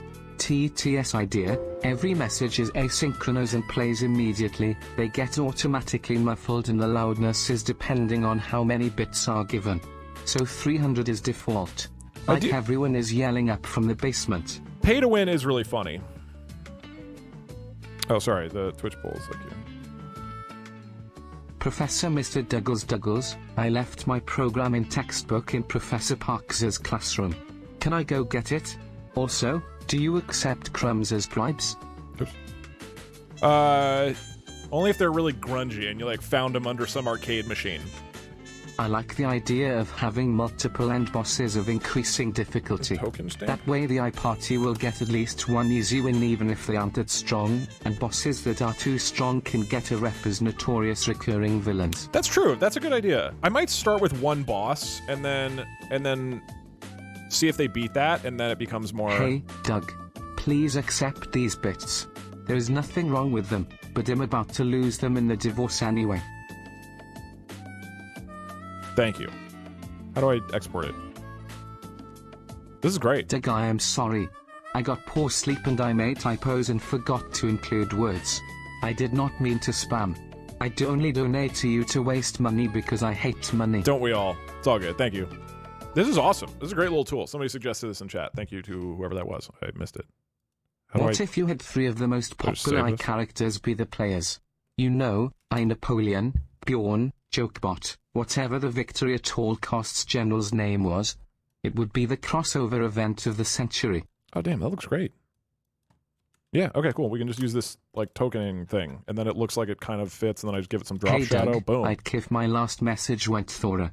I know this game can get a little crazy, but I want you to know I enjoy you chaotic energy and you're my favorite streamer. Hey, thank you. I appreciate it. Somebody just said Gigaford.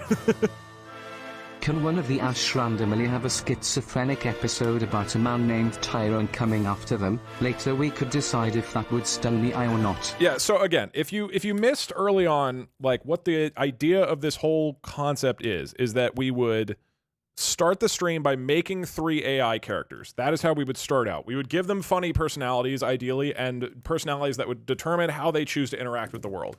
Then we set them into this map where, into like a Slay the Spire style map where they sort of decide where they want to go and they move like through this tree graph sort of thing, eventually making their way to the boss. And in each scenario, they have to complete a goal. So, yes, the idea is that at the beginning of the stream, we would come up with the crazy personality traits that hopefully make it for a variety of what actually happens in each scenario. And then right now we're deciding on how to make the scenarios, and it looks like Dungeon Draft is the vote. So that means I will use, Dungeon Alchemist. I will use this tool to make the different scenes, which I think is a good call. Is there, can you add like water? I assume you can add water. I don't know if I can do it in this. Oh, dude, and check this out. You can like change the time of day. Isn't that so sick? You can make it like nighttime. God, this program is insane. And then terrain, I can like lower the terrain, raise and lower terrains. I can just like make cool little mountains and stuff. And I assume this has water, right? Paint terrain. Oh, this is water. Okay, cool. God, this is so insanely good. Gigaford blocked out the sun. Yeah.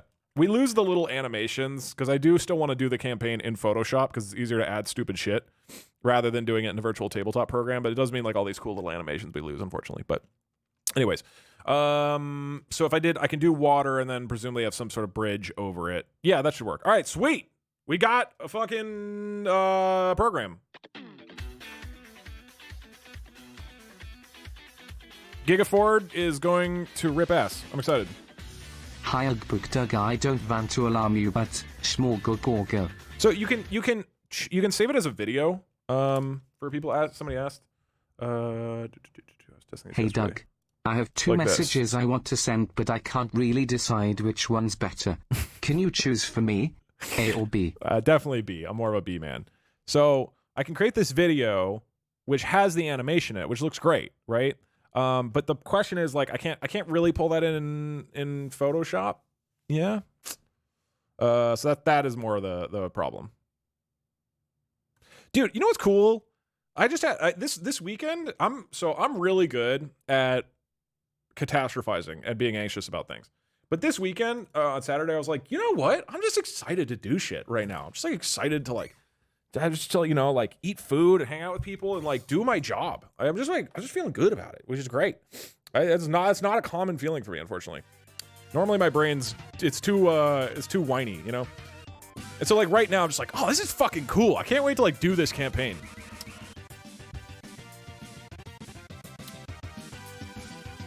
Rare moment of Doug happiness.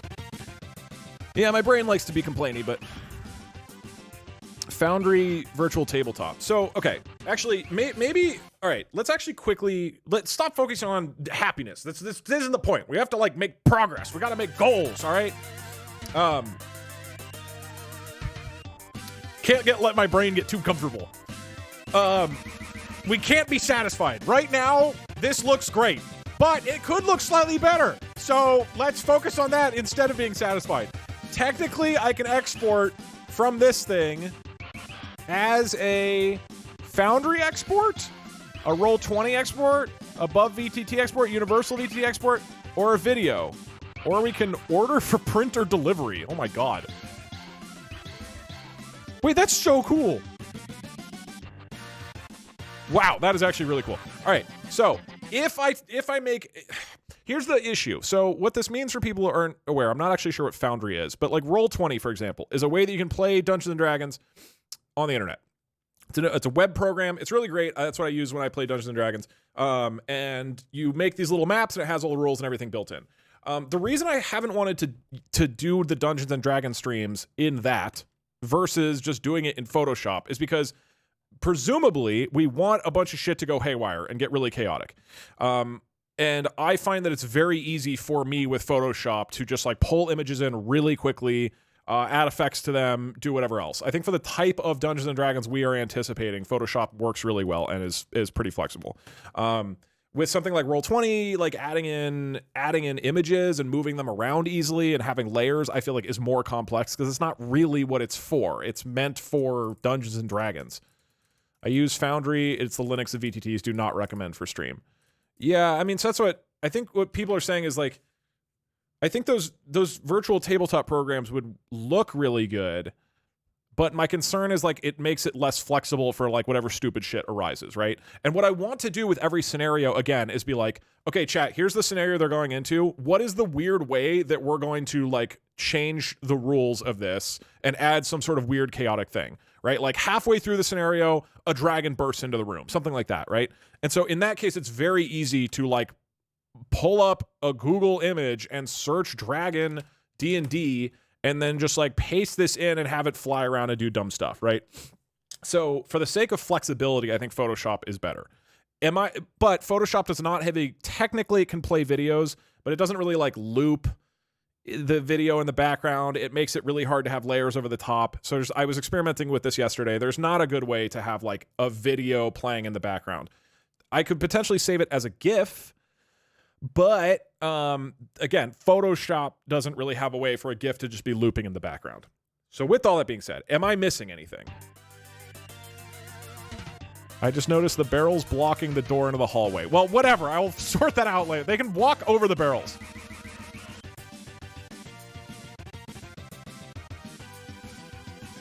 Sorry, let me be more specific here. Does anybody else have so currently what I'm thinking is that I would export an image from this program, Dungeon Alchemist, export it as an image, and then pull that image into Photoshop, and it wouldn't have the fancy animations, but I still think it looks fine. Am I missing anything for how we could like turn it into a video or a GIF and have that actually animated in the background? Because you can't do that in Photoshop. Am I missing anything? Export in OBS. Chroma key Photoshop and play the video in the background. I mean, technically, that is doable.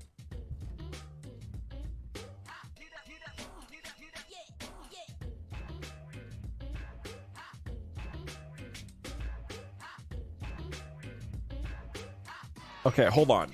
No, because then they're like disconnected. If I'm moving the camera around in Photoshop, it wouldn't move it. No, that's not going to look good. I didn't even notice the animation. Yeah, it's pretty subtle. Like in this, there actually isn't any animation, I don't think. Oh, it's like the little lights. Yeah, I mean, look, you're not really gonna notice it. It's not a big deal. There's like nice smoke. What they do have, they have these like particle effects where you can do like cold fog. Ooh. Steam. Ooh. Like that looks pretty good, right? Like it does look super good. But we're also gonna be zoomed in like here. It's not like we're really even gonna see it anyways. And we can just fill the tavern with black smoke. Ooh. Steam dams, yeah. So like this stuff is cool. Like, oh, fireflies. Like, ooh. Ooh.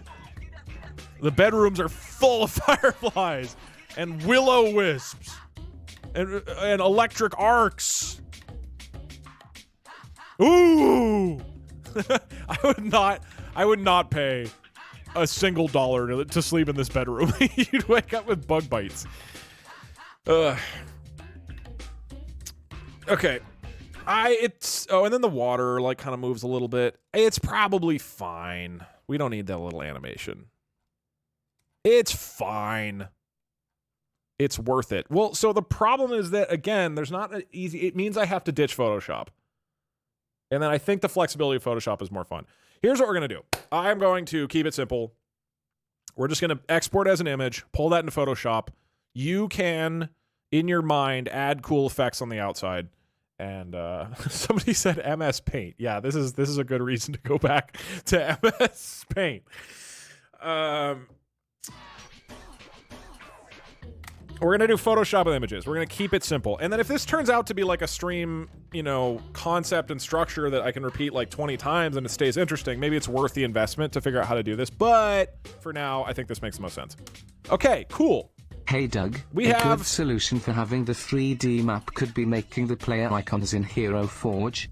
They would also be 3D and maybe chat could even help design them too. Hero Forge. Oh. Yeah, I like using like shitty images though. Stop hiding from me. I'm just trying to clean up a dingleberry before she gets in on the carpet. Hey! You want a treat? You want to walk? You want to go for a walk? Hey Doug, I want to say something really funny and relevant to the stream. I think I'd just rather use images for simplicity. Can you just pretend this message was super good and cool, and that I'm a cool person? Winddragon, you cool ass motherfucker. Oh, sorry, Kate. I mostly just got chat excited for a walk. You know how in North Korea they consider the late Kim Il-sung the eternal leader? Can we steal that idea and declare Gerald Ford as the eternal president of the Duke Doug community? Gerald Ford is such a winner, dude. He's the best. Hey Doug, I've been only a short time viewer and I cannot find out where the Doug is bald joke originated. Can you please tell me if you know? It's that when the headset sometimes pushes my hair back, and then if I lean in like this, the light makes it look like there's a bald spot, but there's not. Can you do a That's new just where the hair is being blindfolded pushed. stream, but everyone is blind and the screen is just black and we just have ChatGPT telling us what is happening? That is another thing I want to do at some point, but would be different than this. I do think in general more interesting to have a human Maybe random DM. chat for NPCs? Random chat for NPC. Oh, that's actually an interesting idea. Yeah, I was considering asking friends to come on for a stream, and they play the from NPCs. This old desk I got. Some bald Virg was just giving it away and yelled at me that they weren't crumbs. Good. Alrighty. Gerald Ford is the secret boss after the final boss. Gerald Ford is phase 2 of the final boss. Gerald Ford comes out and like wraps his arm around the final boss, and then gives us a. Giga Ford should be a final boss, but he has to start in his regular Gerald Ford form as a phase 1, and after a long speech uses the gemeralds that the party collected to power up into his Giga form. So okay, because I do need to figure out what the final boss of this is. It's President Gerald Ford, who has lost his. Gerald Gemeralds, and you have to collect the 4 Gerald Gemeralds in order to unlock Giga Ford. We could do that. Let me recap what has happened so far if you've tuned in recently. Also, I have a random side tangent. Poll. How long have you been watching the stream? This stream, like this specific stream. From the beginning, like roughly. You know, like basically from the beginning. Maybe you miss a few minutes. From the beginning, last hour, last 30 minutes, or, you know, just who did. Feel free to, like, you know, approximate based on what's closest to you. I'm curious, like, in a given stream, what percentage of people who are here at any given point actually know what's going on and have been there from the beginning? Okay, so only half of the people here. Like, presumably only half of you guys are even really understand what is happening right now, which is pretty funny. Let me, I guess, then recap for the other 50%. Because now we've decided the important things, and the last step is to come up with the scenarios that we want to have be randomly accessible to the AIs. All right, let me recap. I've been here from the beginning, but I don't know what's going on. A third of us have no clue. All right, so the whole premise of today's stream is that we are building out a future stream format. What it is that we will design 3 AI personalities at the beginning of the stream. We get to make them into crazy, deranged characters who, like, ideally fit different archetypes. You know, like it's a paladin who is obsessed with bald people or whatever. And he's, like, gets really sensitive to being insulted or something. So we have 3 different characters. One of them is probably Tony, King of New York. We design the 3 characters at the start of every stream, and then we send them on a roguelike adventure. So we will have come up with like 20 different scenarios in advance, and they basically are going to go through this like tree where they start at the beginning, and I tell them, hey, to your left is a tavern, and to your right is a castle. And then depending on which one they go on, they have to go into that scenario. So we drop them into the specific scenario. They have to achieve a goal and get a specific item from that scenario. And then if they manage to do it successfully without dying, they then get to choose where to go next. And they'll be like, hey, to your left there's this, and to your right there's this. And they progress through the tree trying to collect all the things. They have to make it through 4 scenarios, and then eventually they get to the final boss. And the idea is going to be like, can they make it? Like, they might just die immediately, and I'm not going to be I'll be like somewhat gentle with them, but for the most part it's going to be like, if they jump off a bridge, they just die, and that's the end of the run. And then we're like, well, I guess those characters sucked at D&D, and then we make 3 new ones, and we send them through the adventure again. So the idea is it's a repeatable roguelike, where we design 3 AIs, and then we just, like, send them into the world and see what they do, and see if any of them can survive to the end. Maybe this is something where they immediately win it. Maybe this is something where it takes, like, 10 streams for them to make it to the end and actually win. And we might adjust, like, how this all works as it goes on. But this is the core general idea. We're not playing this today, no. I'm going to need to take a few days to, like, get it all set up, but I wanted to get the core premise locked in. We've also now decided the program that I'm going to use to make the maps, which is Dungeon Alchemist, which is great because I'll be able to make them really quickly. So hopefully this is something we can do on, like, Thursday of this week. But in theory, we do this several times in a row. Or not in a row, but, you know, we'd, like, do, I don't know, 5 or 10 of these streams, and we just see what happens each time. Can you explain what's happening to my dog? You want a treat? Thursday is 4th of July. Oh, right. Maybe not Thursday. Well, but maybe Thursday. I mean, I was planning on being a hermit for 4th of July, but yeah, I can't do Wednesday, and this is not going to be ready by tomorrow, because I'm going to have to make all the scenarios and stuff. I don't know, whenever it happens. Can it export a 3D model? Photoshop can import 3D models. It doesn't look like it, no. Export, you can see here. Like, it can do a video, but that's Indecisive and on here. Message be at your service. I know your secret. You've been botting the King Black Dragon. I've let Jagex know, and you can kiss your party hat goodbye, chump. Possibly opens up to mods. Oh, interesting, Noel. I did not know that. Hey Doug, I was very sad that I had to stare at your offline screen for 3 days Friday. straight That's because fine. You took some vacation. But I just found out that you can redeem point rewards in offline channels. So can you have a start stream reward No. so we don't have to endure those dark times? Also, I was wondering if the Dark Souls PAX Panel FDD episode is still coming on YouTube, or should I expect it as much as the prostate exam stream? Yeah, at some point. We lost the footage for the Friends Till Death thing from last year. That's why we didn't end up posting it, but maybe. You would love Foundry VTT with your programming knowledge. Yeah. I mean, at some point. I just think that for streaming, the bigger priority is allowing things to get chaotic and stupid. And I think Photoshop serves that better. But for personal stuff, or like for more legit D&D, I might do that. Can we have Heavy from TF2 in the campaign? No, probably not. But TF2 actually got rid of the bots, and I played it yesterday, and it was great. Oh, so fun. How long are these streams going to be? I don't know. I mean, based on how the previous ones have gone, 4 or 5 hours or something. But again, I mean, I think the fun of this, like when I made the D&D campaign for you guys, I obviously wanted that to be something where you got to the end. I was willing to kill you if you didn't, but like I really wanted the campaign to complete, obviously. With this one, what I think is funny is that it's meant to be repeatable. So if they make terrible decisions, we all get to be like, oh God, they're going to fucking die, right? And like, if we design characters that just fight everybody and like, or try to like pour hot lava on themselves whenever they see lava, like they're probably just going to die. And that's funny. And so I don't know. I think the point is that this could totally vary anywhere from 10 minutes to 5 hours, you know? And then we just send it like several times. Okay, so what we have done today, we have decided the general concept, the overall game structure. They have to collect 4 precious items, 4 items, which I need to decide what they are, keys or gems or something. They collect 4 items and then beat the final boss. So that is the structure they have to do. In each scenario, there's like a thing they have to collect. We're at least going to start with that as the goal of each scenario. And then we can make it looser and more broad later on if this whole concept ends up being entertaining. Yeah, calzones. Fine, gemeralds. I don't know why you guys are so attached to that word.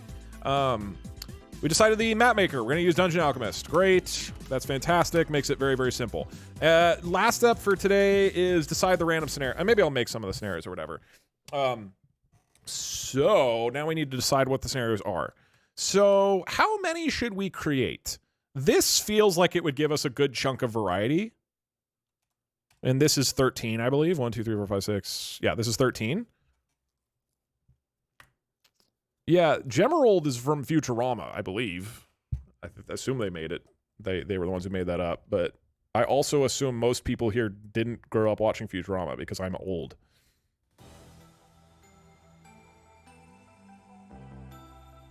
Or lots of you guys watch Futurama, which means you have great taste.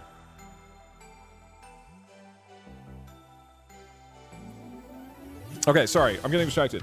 How many scenarios? I would generally think it's more interesting to pick fewer that are interesting, but I would say like 13 is the minimum. 20 is probably the max. We can do like 15. Like we shoot for 15. Because I also have to design all of them. Like it does add more time.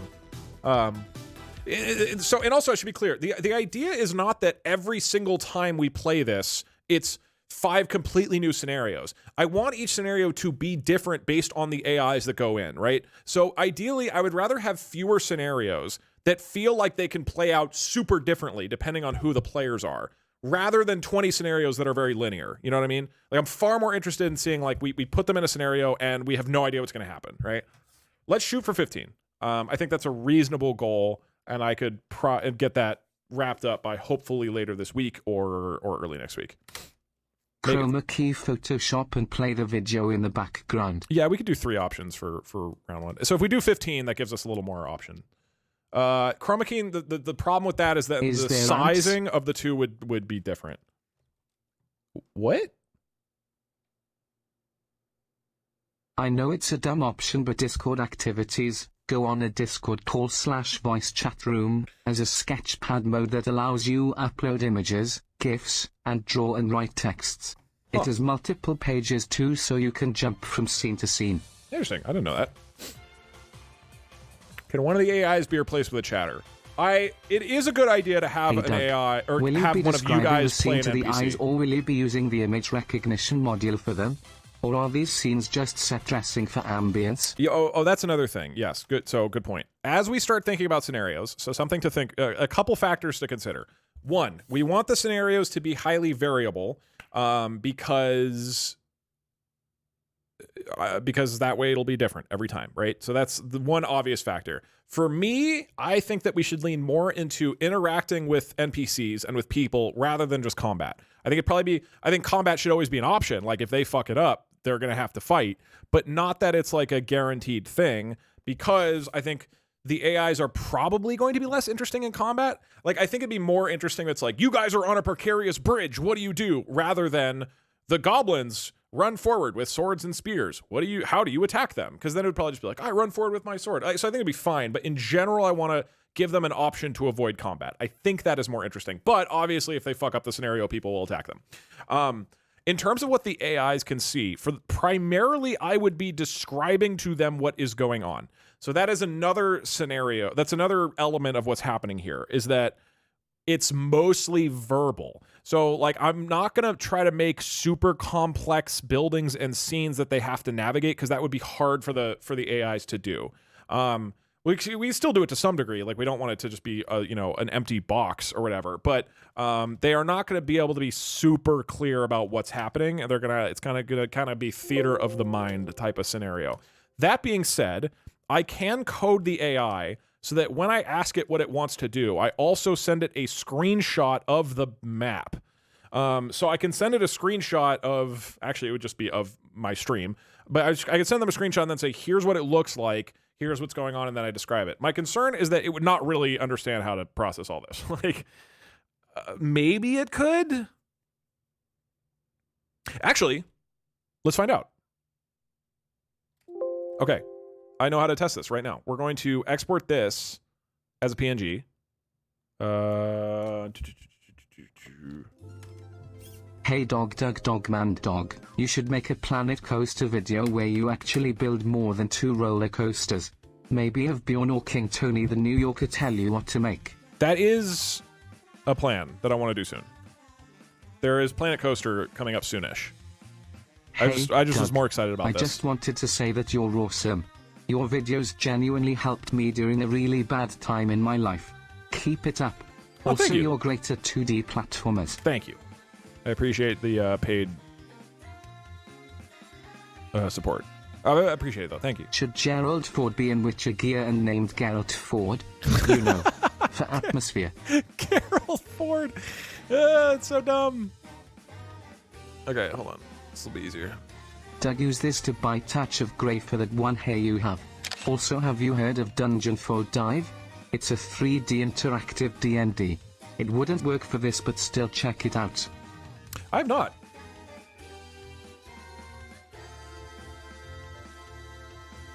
Have you considered any of the tools that let you make a shitty MS Paint drawing and the AI tries to turn it into a detailed picture for this? It's very much in the works well enough to be hilarious stage. That's interesting. I don't think that would work great for here because I want like a grid. You should use Foundry, web-based but local hosted, and with apps that you could tie OBS WebSockets and chat with.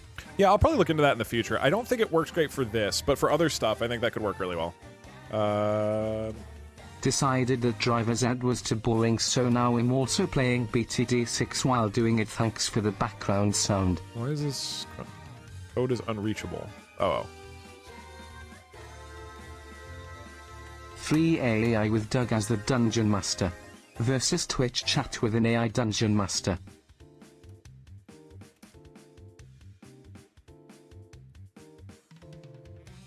It might add complexity, but I would love to see some type of scoring or XP system, purely so the AI can find a way to abuse it and rack up points in a really dumb way.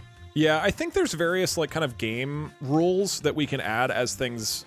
I want to start with something that's fairly Can simple, we Ronald and then Reagan as a barbarian, the Family Guy version? Are we just gonna have Reagan presidents? smash. We could have, okay. One of the scenarios could be like ex-presidents, and they just like are hanging out with them for some reason. There's no explanation. To why. Scenario idea: there's a factor food fight.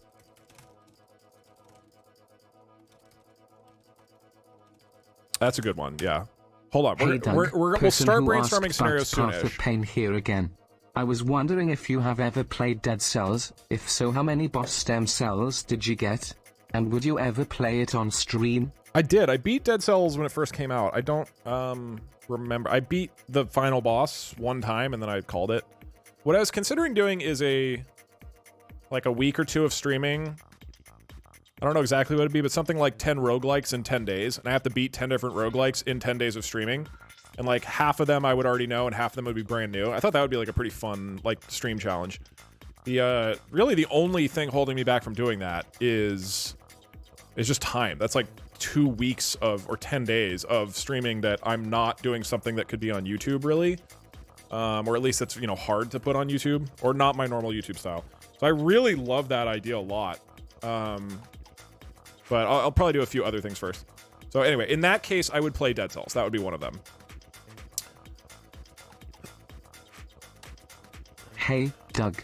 And, chat. I've been drowning myself in the Doug VODs in order. I got to the first rigged stream and basement mention. I'll keep you updated when I find the first board joke. Good luck. It's a lot of hours of content. Could you please give a detailed description of... Maybe the plot should be that Gerald Ford, may his glorious reign last 1,000 years, is planning the XD program and the protagonists are trying to stop him. Does anybody know who Gerald Ford is, but outside of this stream, though? I don't think anybody does. That's the only thing. Like, in theory, the final boss is something a little more, like, broad. For this and of him be a wizard that shoots magical bullets. I'll pitch it to him. Could you please give a detailed description of everything going on in this scene? The international cheese-making contest is in need of contestants.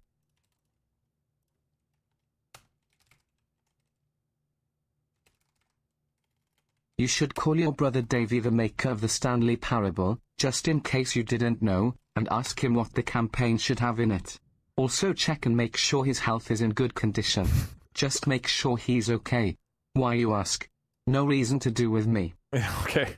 All right.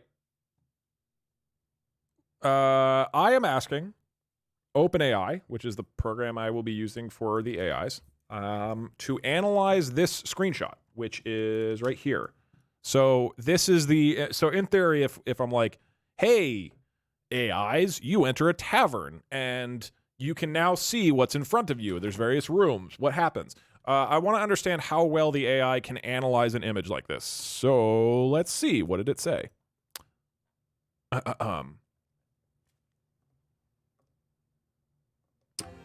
The screenshot depicts an indoor setting in a game of Dungeons & Dragons, likely taking place in a lodge or cabin surrounded by a forested area. Here's a detailed breakdown of the scene. Overall layout. Interior is divided into several rooms and areas featuring wooden floors and walls. The building is situated in forest areas with trees, grass, and large rocks visible.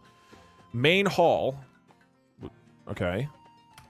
Main hall. Characters. 4 character tokens, likely representing players or important NPCs. 1 token shows a portrait of an elderly man in a suit. This character might be placeholder, an unusual choice for a typical medieval fantasy setting. How dare you talk about Giga Ford like that? Another 3 tokens show characters in fantasy attire, a warrior, rogue ranger, another adventure in armor, furniture, central round table with 3 small bottles. Yep. Well, 4 small bottles. A large fireplace in the top side of the room. Yep. Multiple barrels and crates are scattered through the edges. Yep. Dining area, bottom left. Oh, that's what this is, I guess. 2 long wooden tables with benches. Tables are set with dishes and bottles. Yeah, it's here. Checkerboard entrance. So that's this section it's looking at, which is the toilet. Bedrooms. It can see that the bedrooms have, yeah, beds. I mean, it understands it really well.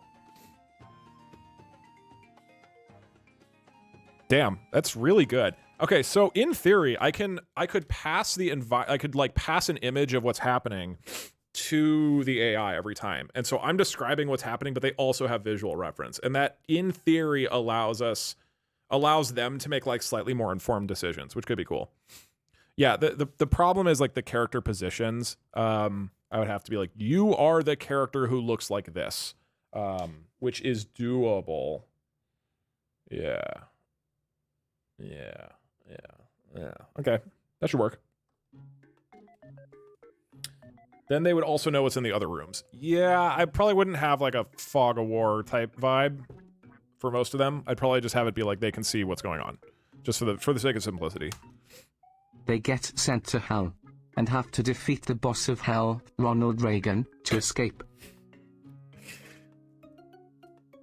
I like the idea people come in and I'm like, hey guys, I don't want to get political in this channel. Anyways, Here Ronald go, Reagan totally arises from bits. hell and attacks Gerald Ford. Oh, and I fell and spilled all of my cherry cola on them. Hope this doesn't devalue them for you. They're all sticky. There's probably popcorn on them too from... Oh, damn it. Okay, Geralt Fjord, Jarl of the United Provinces of Emercia. Oh yeah, I could just color their token borders and be like, you are the character with the, you know, whatever it is. Hey Doug. Pink I've been token. getting into tabletops more lately, but I usually don't have people to play them with. Your streams gave me the idea to try to code models to act as proxy players for if I want to play by myself. Only issue is I have surface level coding experience from years ago. Do you have any tips on where or how I should start learning? ChatGPT. Straight up. Ask ChatGPT, I want to do this program, how do I get into it? And then inevitably it will tell you a bunch of stuff that you don't understand, and then you say, let's break this down. How do I do this? How do I do this? How do I do this? And just work with ChatGPT or Claude or whoever, any AI, and have it teach you how to code. You will learn way, way, way, way, way faster. It's incredible. That's how I've been learning a lot.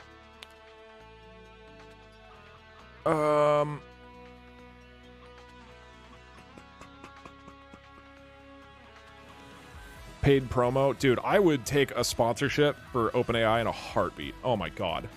Yeah, Claude is supposedly better for coding right now. I haven't used it for coding yet, but...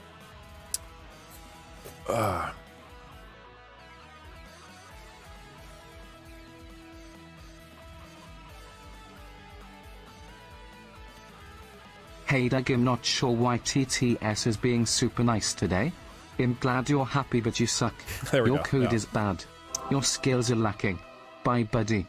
Oh, also you look pale. Style choice or just aging? I don't think... Do you get more pale as you get old? Is that a thing? Final boss is also an eye who interacts with the party over the course of the adventure. Oh, that's interesting. Like somebody like shows up at multiple times. Okay, so what we got to do now is... Can you actually call Davey and ask him for input on the campaign? Probably not, because I don't want to put that on him. But maybe I'll ask him at some point. I mean, I'm sure he'd be incredibly good at this Color stuff the if he token wanted edges to. or put layer numbers on the tokens. The eye can pick it up well then. Yeah, I think colors on the tokens is a good idea. I think that works well. Okay. Let us talk about Maybe you specific can add a scenarios. very specific shape to the eye tokens, and tell them are you are the square tokener or something to make it easier for them to locate where they are.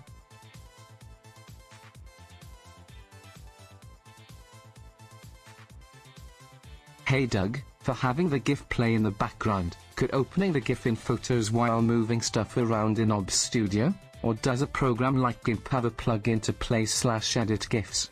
I'm not sure about GIMP. The problem is that if I'm moving around in one program, the other wouldn't be moving. So that would be the challenge. Can one of the first characters be Cool Doug Doug where it's just Doug, but cooler? That's not a thing. Okay, hold on. Let me clean Evil up a Gandalf little is bit. the final boss bog. All right. I have listed a number of scenarios that I think are potentially The final good. boss should be Gerald Let me Ford, pitch you with his these. second phase having his stand, Billy Mays, come out. Also from the beginning of the stream, why do you have a Mario Odyssey wallpaper background? Real American men have Euro Truck Simulator wallpapers. Why wouldn't they have American Truck Simulator backgrounds?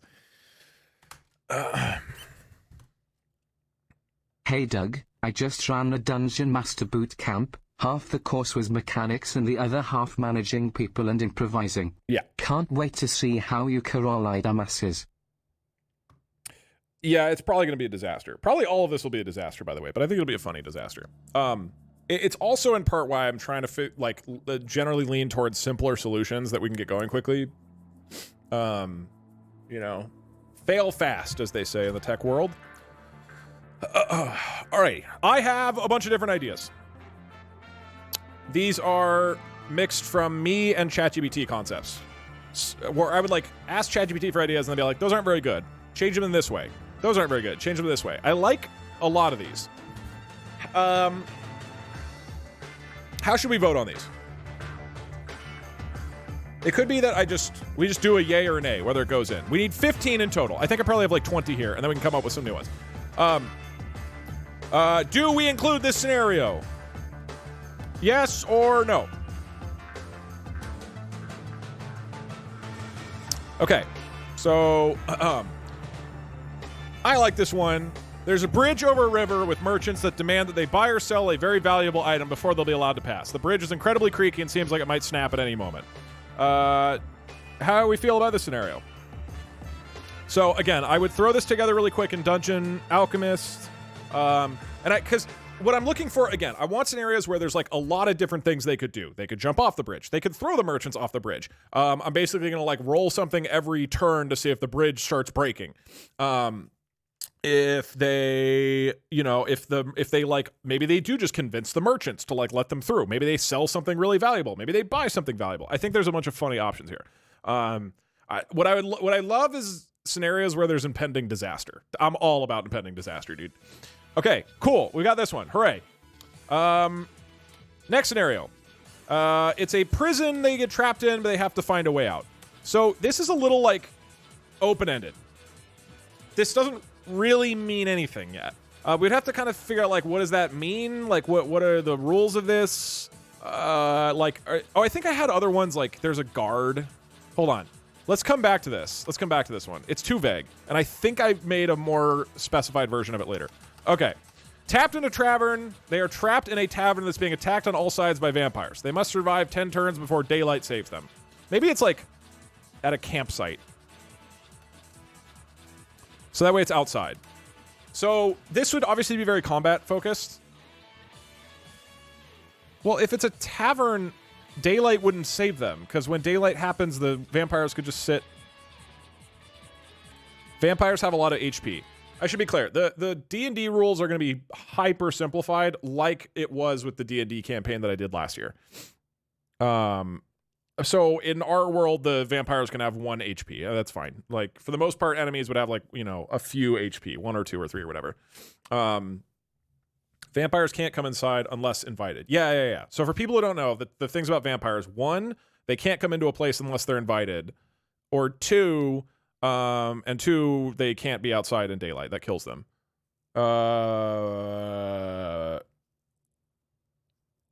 Keep it a tavern. What do you, I mean, so I guess, yeah, so like if it's a tavern, they're like bashing on the windows and walls stuff. It could also just be like zombies that like die in sunlight or something. Hi, Abby. The vampires own the tavern. Okay, how about they're trapped in a tavern and vampires are trying to break in. The bartender is considering inviting them in. They must survive 10 turns. Daylight happens in 10 turns.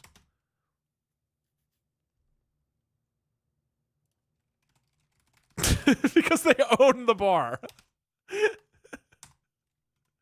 Daylight will save them in 10 turns.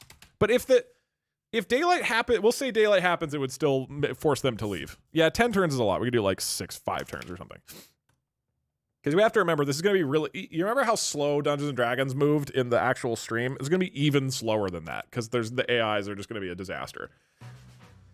Do we include this scenario? Something like this. Yeah, sun comes through the windows or whatever. It's the plot of Dusk Till Dawn. Yeah, I was thinking of a zombie movie, basically, when I thought of this one. Maybe the vampires try to disguise themselves as... Hey, Doug, just a reminder, ants. Thank you. Maybe the vampires should disguise themselves as friendly NPCs. Yeah, that could be really funny. Doug, but cooler? Oh, you mean Davy. Or a raccoon. Okay, this one is in. Wait, what? I only remember that Gerald Ford pardoned Nixon because I saw a political cartoon of Nixon driving away in some Ford car. Maybe they can team up in a scenario.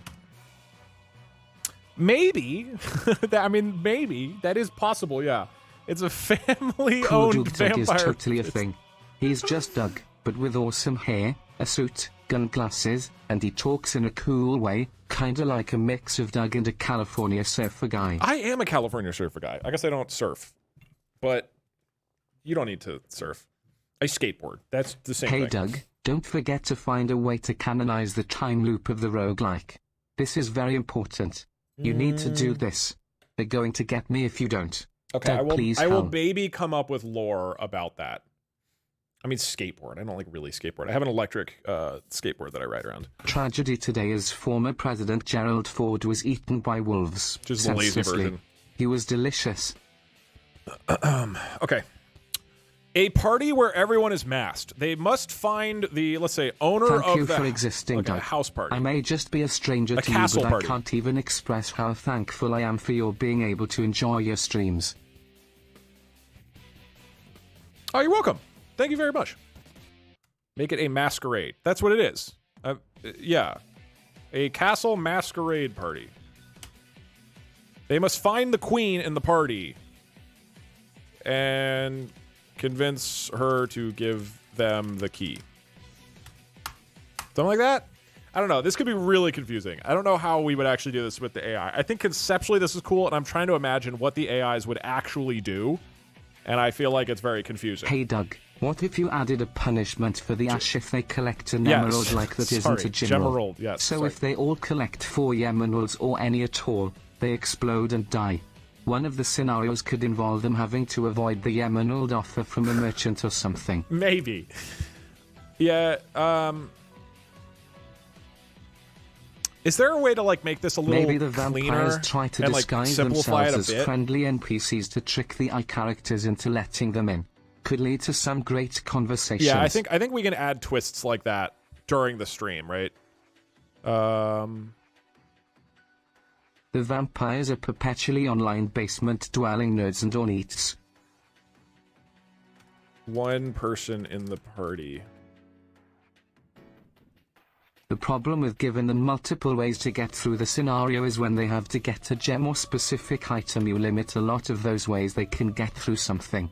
I would suggest if you want dice roll, a really simple upgrade that any item could give is just a +2 to hit. Like to hit the boss they have to roll 15 or more, so if they got all items they only have to roll 7 or more, but if they have none they have to roll 15 or more. Yeah, you're right. Like with the merchant idea.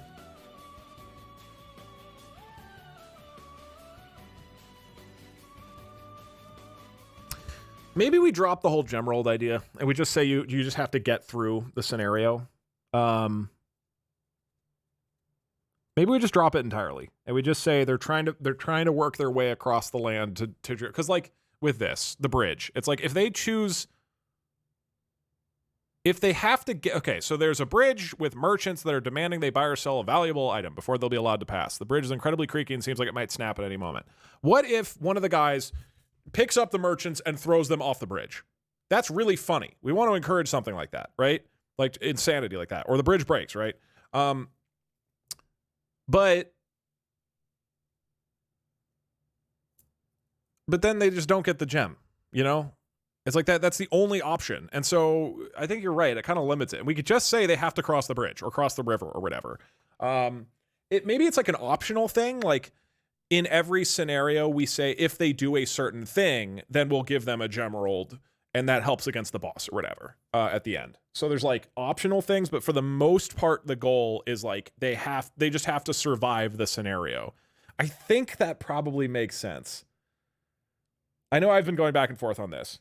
The gemeralds unlock the secret ending.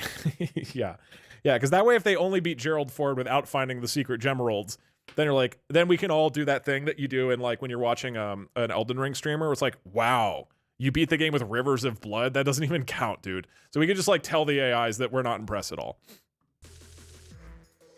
Yeah, true ending. The gemerald ending. Wow, you didn't even beat the DLC? Nobody cares. That's like the DLC's the best part. Okay. So probably what we're doing is every scenario has a situation they must survive or progress past. There is also an optional gemerald they can find, which makes the boss a little easier. We'll do it Breath of the Wild rules, where if they get to the boss, then for every gemerald they have, it's like a divine beast, and it like shoots Ganon and hurts him for some amount or something. Or if they collect enough gemeralds, then Gemerald Ford shows up and is an ally. Gemerald Forge shows up as an ally in the boss fight if they collect enough.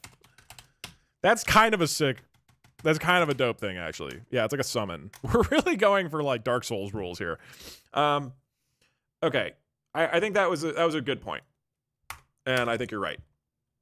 So then the issue is, okay, let's say we throw them into a masquerade party where everybody's masked. They must find, let's say the evil queen has one party guest murdered every turn. Until someone finds who the queen is, the killing continues. So it's like this weird game show that they're like participating in, right? So this is a very clear, like, you have to survive, right? Because what I had before, I'm worried they would just be like, we leave the party. This still, I think, is kind of confusing, but I could go either way on this one. I think it's fine. It's cool conceptually. I'm worried that the AIs would not handle it well. That is my concern with it. But I'm good either way.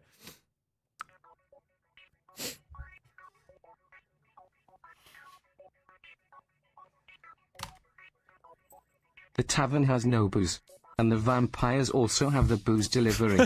So the bar is full of the regular drunks, and they want to let the vampires in. Yeah, that's good.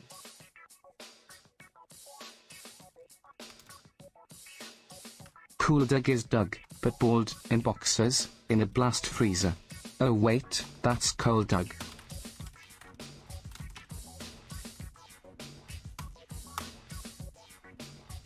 The vampires are actually chill and functional members of society, but the eyes don't know that, and if they attack or otherwise harm the vampires based on their preconceived notions of vampires, the townsfolk will defend the vampires and attack/imprison the ash. I feel like it's a little more complex than I want to. I'm going to put this as a solid maybe right now. Hey Doug. Hope your top surgery went well. Thank you.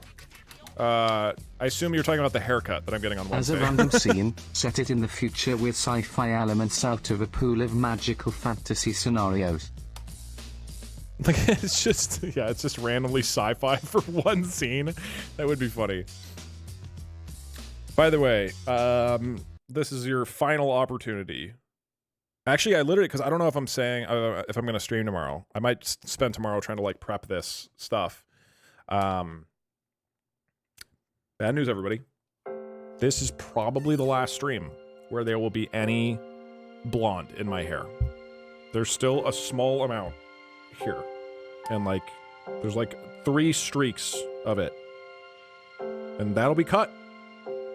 It took, like, 9 months for this to get out of my hair. It's finally gone. So, we can finally move on to a new joke. That's not me being bald and blonde. Hey Doug, are you part of the vampire clan? You know, because you're looking very pale today. That's it, I quit. Fuck no, Barry. I'm not doing this again. Hey Doge, you could have some critical fail scenarios where they could go from a level 2 scenario back to an unvisited level 1 scenario by some wacky Scooby-Doo logic like falling through a floor. Yeah, that is true. It could make the branching less predictable. Also, I am very sick in bed and this stream helps. Thanks. You're welcome.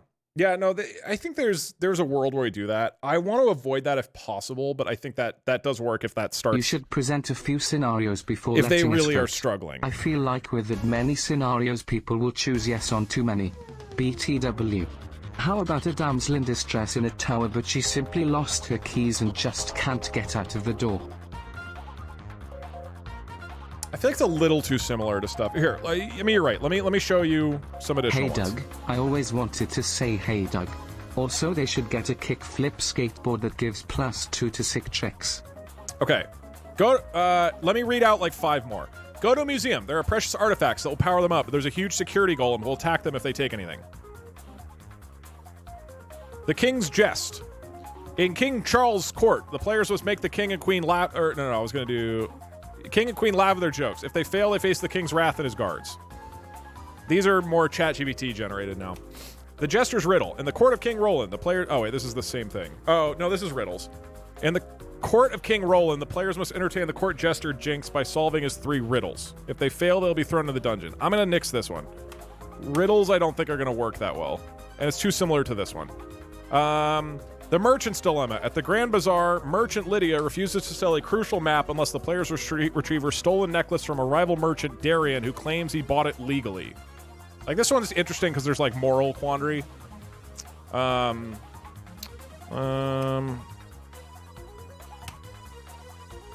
Bandit leader Thorn captures the players and will only release them if they can entertain him with a tale of their greatest adventure, judged by his band of rogues.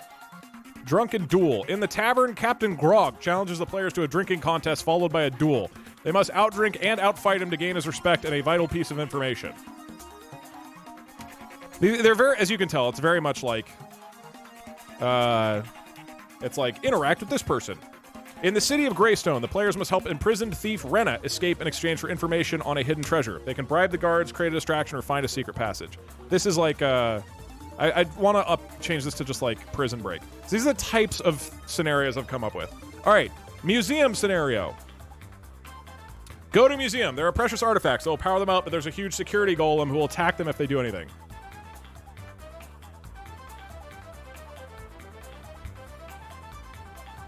I really like the museum one. I'm interested. It's curious you guys aren't as enthused. You're voting on the museum one right now.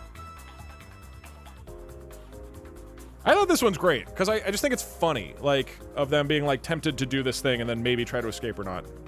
I guess quite possibly they just leave though, so maybe it's not like that exciting. Yeah, if they don't take anything, then it's really boring. That's fair. Yeah, I'll put a maybe on this. Because if they just leave, that's boring. And I don't really have anything else for them to do there. They have to take something to leave.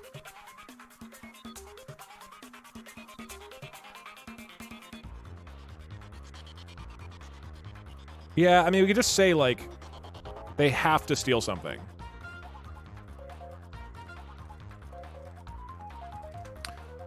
Okay, the way this could kind of work is if they have... We have, like...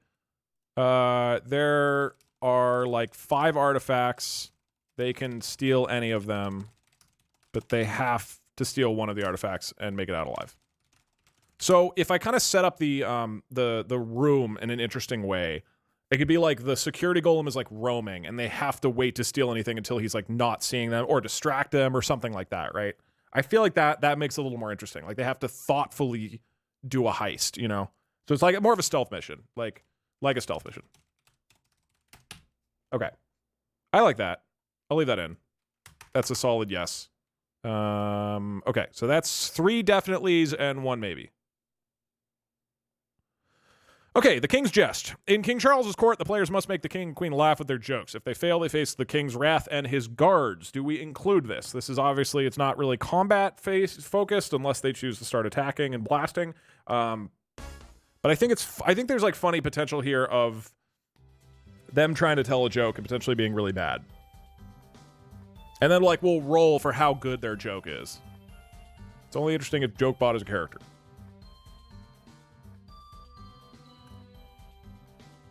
Yeah, I mean, presumably we would have some of the characters be like thieves a really and degenerates. charismatic zombie merchant who wants to buy their brains. The AI have to convince him to leave without selling their brains.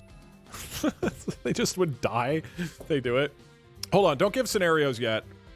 Don't like pitch ideas. I want to get through the ones I already have. Don't forget that Spelunky is about to be played by a person who's good at 2D platformers at GDQ. We should do a voluntary raid while Doug plays alone with his made-up friends. I like this one. It's going in. Okay, the Merchant's Dilemma. At the Grand Bazaar, merchant Lydia refuses to sell a crucial map unless the players retrieve a stolen necklace from a rival merchant, Darian, who claims he bought it legally. Guardsman's heirloom, read Gemerald, and they'll only let you through the checkpoint if you get it back. Yeah, I'm concerned about things that are like a whole like a mini adventure. Can we add a poll option to rework the idea? Sure.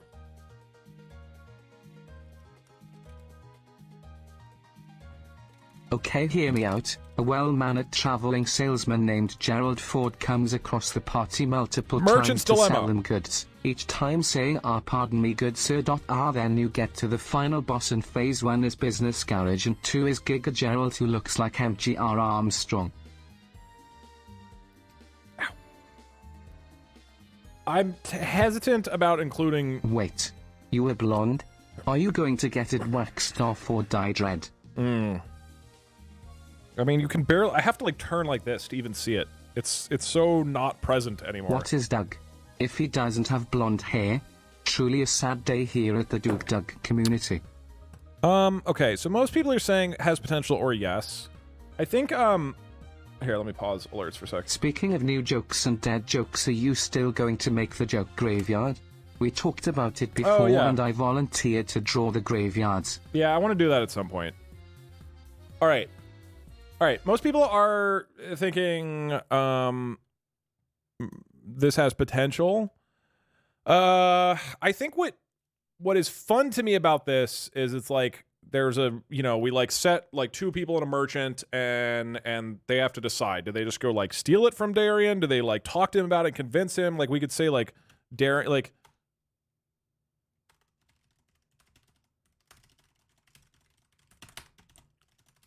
maybe like the town guards see them steal. Like the town guards, what we could do is like if they report either person and get them arrested, the town guard will give them a treasure. Like we could sort of say like if they do a specific thing, then they'll get like then they'll get a reward. Put Darian in a wheelchair. Is that really what it needs to be? Is that really?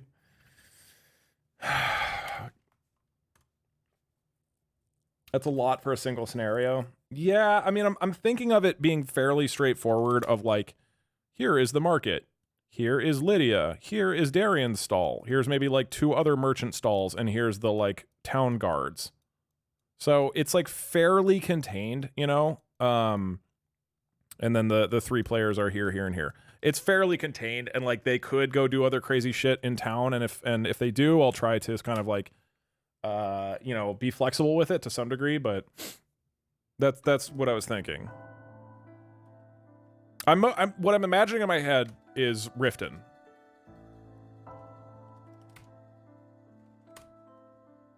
Like I'm specifically imagining the town square of Riften where there's the merchants next to each other, and then you have to literally steal from this guy.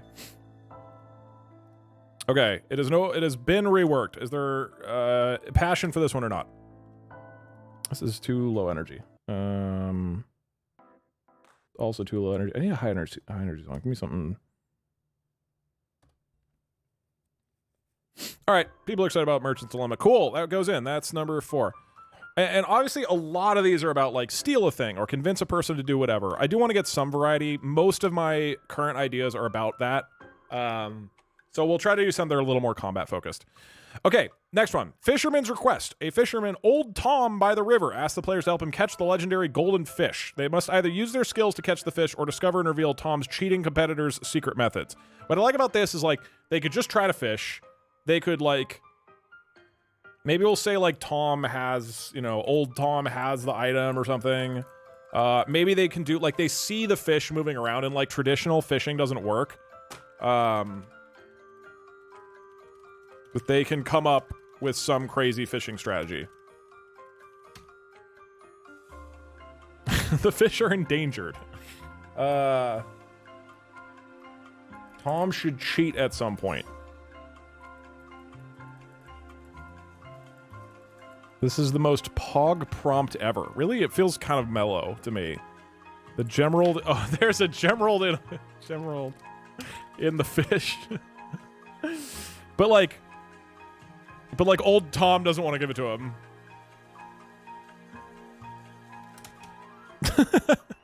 Then they have to like argue with Old Tom about it after helping him, if they choose to help him. This is another one where they could just leave is the problem.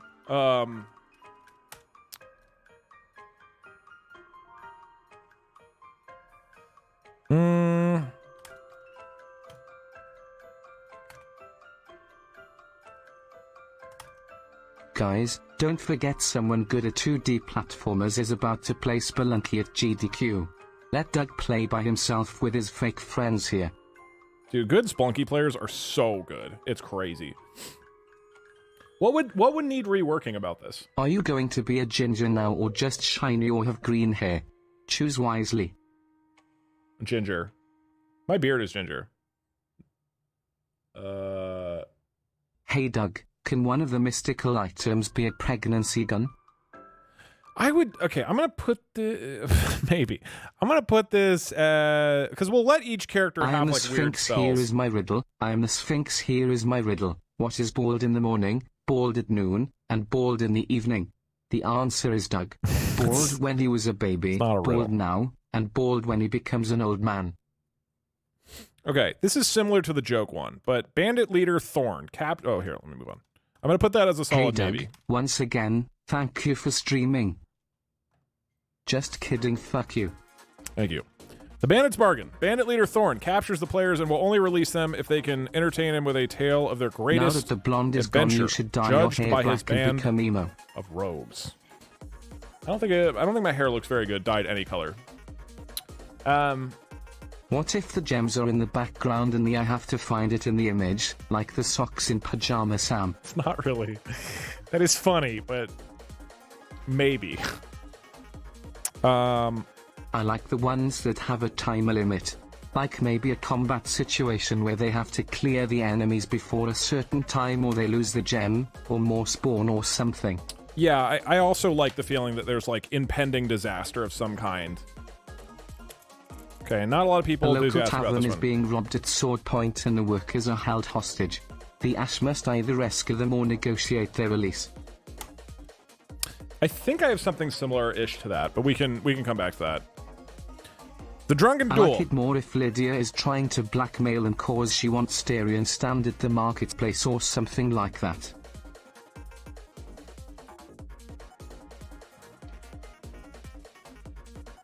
Doug, because you brought up a wheelchair, I think the guard should be Joe Swanson.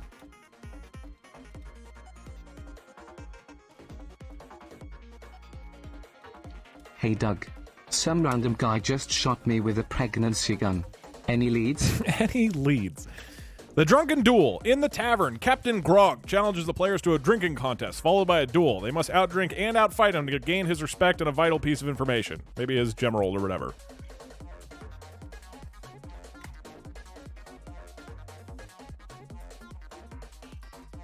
So it'd be drinking first and then fighting. I think this is a good one. All right, that's a strong yes. All right, Drunken Duel goes in. Welcome to the team, Captain Grog. Thanks, Cora. Glad to see you show up and support An our old boy, French Captain general Grog. challenges the party to a game of chess in exchange for a gemerald location. So He cheats constantly, but if accused, will attack the party. I did actually think about doing chess, but the problem is, like, a single AI chess match takes like 3 Poison hours. is slowly so it would filling just- a locked room and they have to figure out a way out in 6 turns or they take damage or die. Yeah, with one of the prison escape ones I wanted to do, they're in prison in a poison swamp. So they're like slowly dying. I know good content when I see it.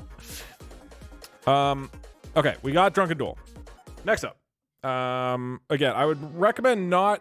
They get kidnapped by cannibals.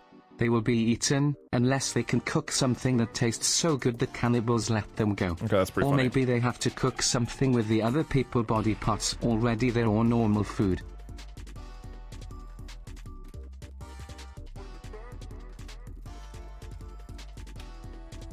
That's funny because they might like sacrifice themselves. Okay. The Witch's Bargain. Witch Morgana offers the players a powerful artifact in exchange for retrieving her lost familiar, a mischievous imp hiding in a nearby village and causing trouble. My thinking here is I could we put it in a tavern or like a town square or something, and they have to like ask around and find where the imp is. It's a little open-ended. I think it's fine. There isn't necessarily like combat or whatever. I would probably lean towards no. At the very least, it needs to be reworked, so it's a little more specific. But it's basically they would be like chasing around a little creature in a town.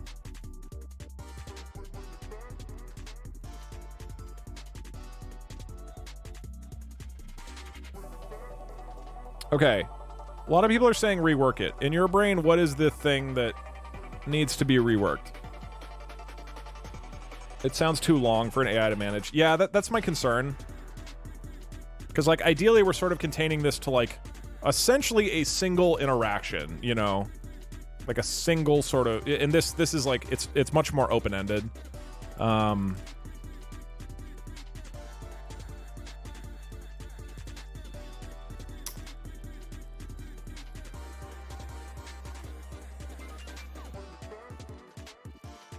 I would have to, like, make a whole village that they have to explore. I'm feel like this is gonna be... It's gonna get too kind of off track and slow. I'm gonna nix this one. Okay, kidnapped by cannibals. You have to cook them something delicious for them to let you go.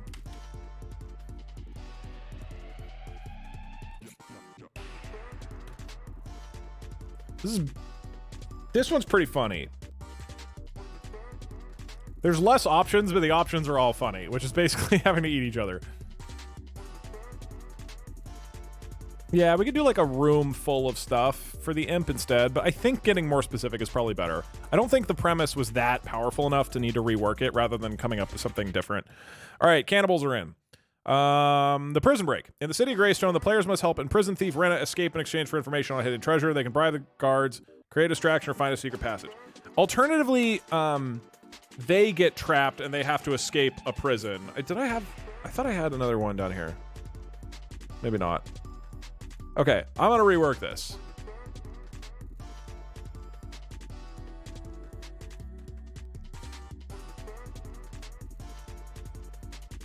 Because I wrote this part. The players are imprisoned.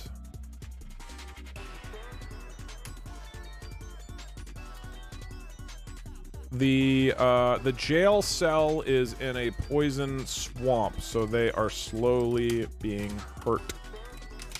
They can bribe the guards, create a distraction, or find a secret passage. So we like give them a couple ways to like engage with the thing. They actually did the crime. I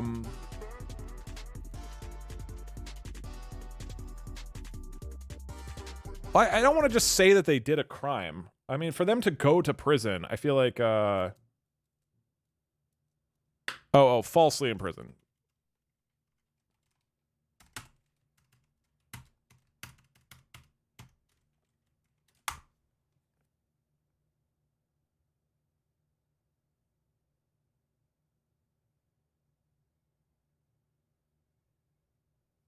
Maybe there's another, what was her name? Rena?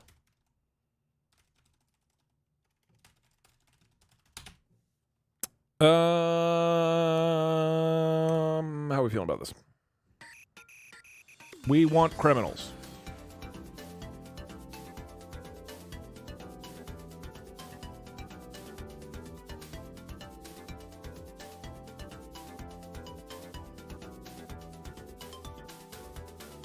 I mean, what we could do is like add more stuff of like the instant they enter the town, Doug asks what they do. No matter what they do, it turns out that is illegal in this town. And the guards try to arrest them. If they don't resist, they have to do the prison escape sequence. I think that kind of solves it a bit. So there's like a little bit of flexibility on like how and why they get arrested.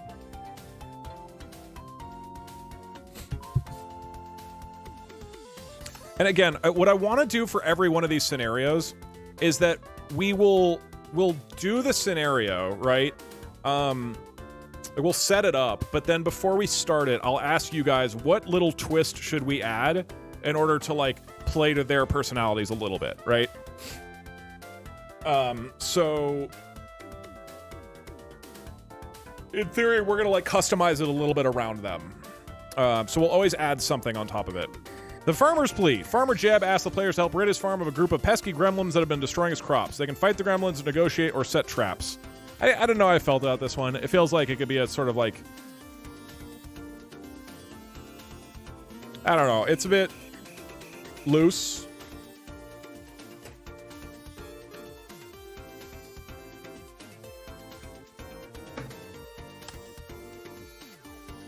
idea the Jacks attack, / 4 Jacks look like the nobleman on the cards hired a party to kill John for saying Jack is a stupid name or something with Jack-related jokes.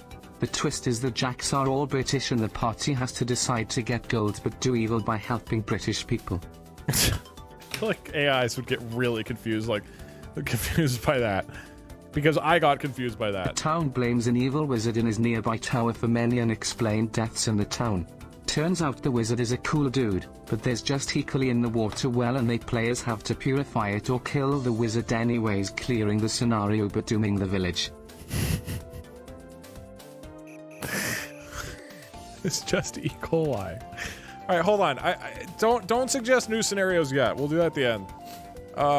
It'll be a lot easier to add new ones when we get through these. But like, what do they... So they just decide whether or not to leave the E. coli? Okay, remind me of the E. coli one at the end. The Knight's Honor. Disgraced Knight Sir Alaric challenges the players to a series of combat trials to regain his honor. They must either defeat him or find a way to restore his reputation. So I like the idea that, like, this is in the middle of a town square.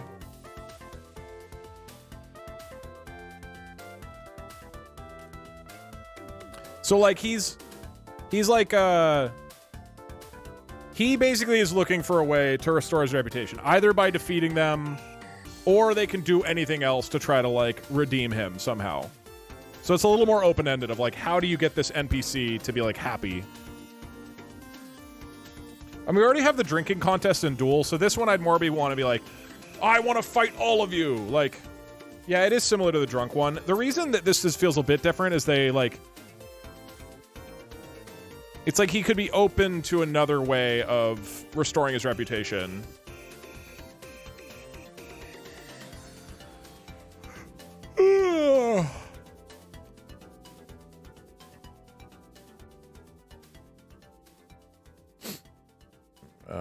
Okay. Not a ton of enthusiasm for this one. I mean, I think fighting it would be good.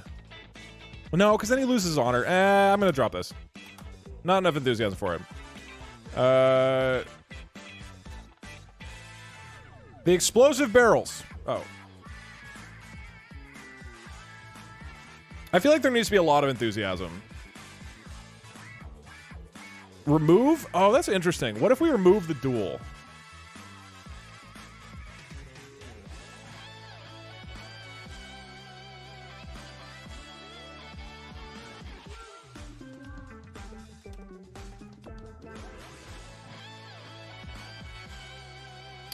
Okay, so what if it's just really open-ended? It's just they just have to help this knight restore his reputation. And, like, they can just come up with ideas for how to do it.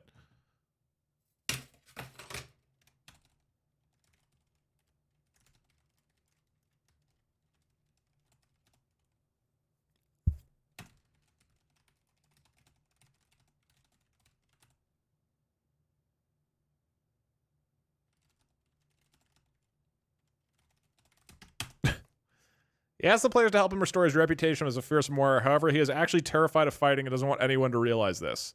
So they're, like, trying to help this, like, cowardly guy just regain his reputation without, like, actually, like, fighting, really. Could be kind of funny. This would, like, by definition involve very, very little combat. But I do think that's funny.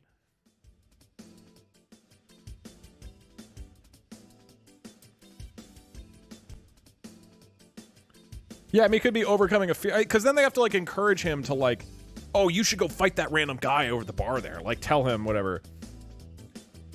Yeah, the Gemeralds will probably give a bonus when fighting the boss, I think. That or we just don't do Gemeralds. Or it's just a bonus. You just unlock, I don't know. It's just New Game Plus or something.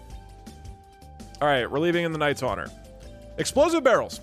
In a bandit camp filled with explosive barrels, bandit leader Rax demands the players surrender their weapons. Any attack risks setting off a chain reaction. Oh, that's it. I just wanted something with explosive barrels. I feel like this is probably could be more interesting.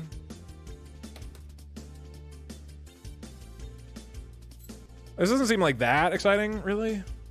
That's pretty good. I think the explosive barrels are good, but I don't feel like there's enough there. Like, what is the... What is the point? Like,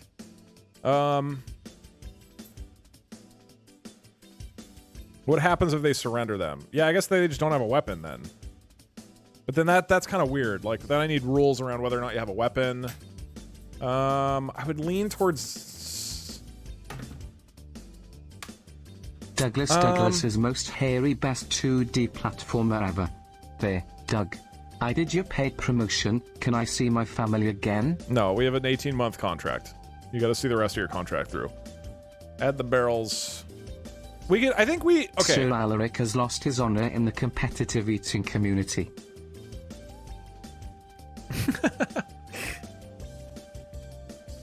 Why don't we add there are explosive barrels? DLC.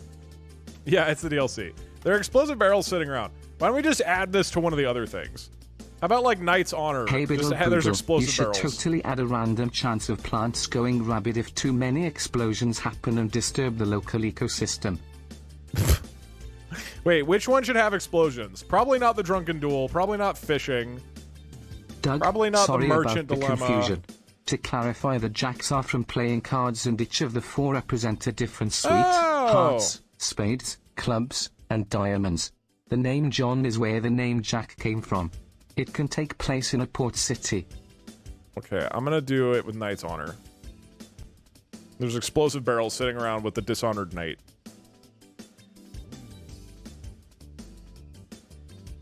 Okay, we could also put it in the fishing one. We can maybe do multiple character type stuff. I'm concerned that it would confuse these guys a lot. How about there are explosive barrels everywhere?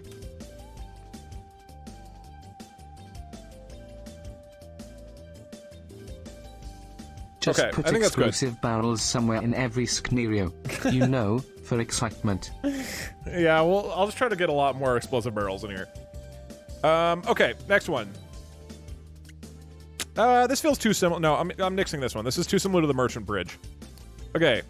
The sinking ship. On a ship slowly sinking in a storm, Captain Hargrave tasks the players with patching up leaks and bailing out water. They must balance a task while fighting off sea creatures. So it's like they're in a boat, and we're like, you gotta cross the river or something. Oh,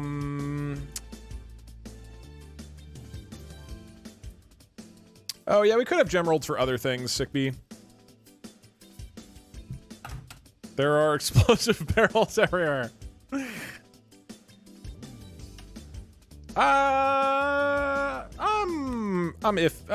think this one's fine. It's very similar to the vampire thing, kind of. Can you make one of the players be a Actually, it is meta kinda gamer, but cool. he's really bad at it? It is cool in that the ship is sinking, so they have to be doing multiple tasks. And if they don't do multiple tasks simultaneously, then it's like, then they have issues.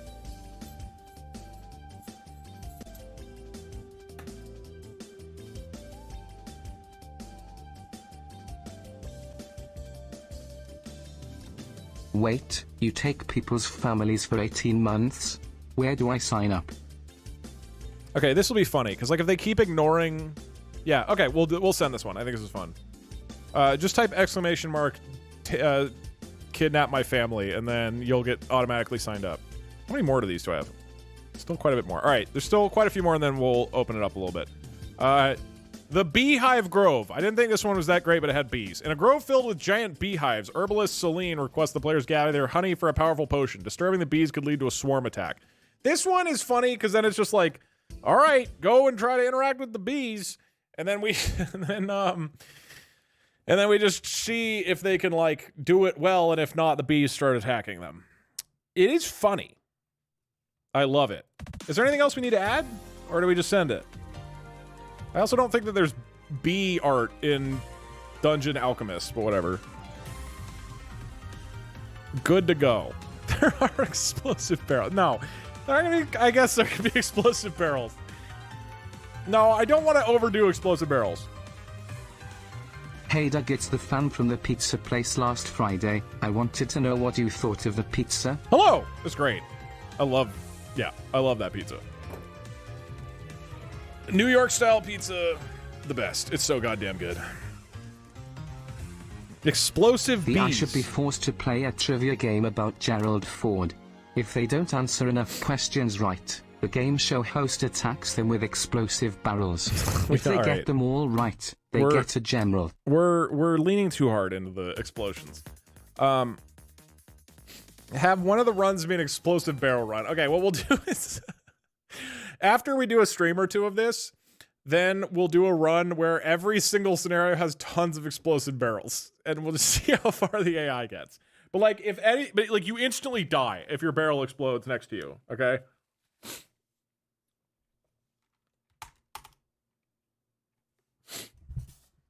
Okay, we're including the B scenario. The cliffside rescue. On a narrow cliff path, mountain climber Rolf is dangling from a rope. The players must save him without falling themselves, navigating loose rocks and gusty winds. So the idea of like they have to figure out how to get a guy who's like dangling from a rope. I'm worried it's like a little too simple. Like they can just basically just come up with a thing. Maybe like there are harpies.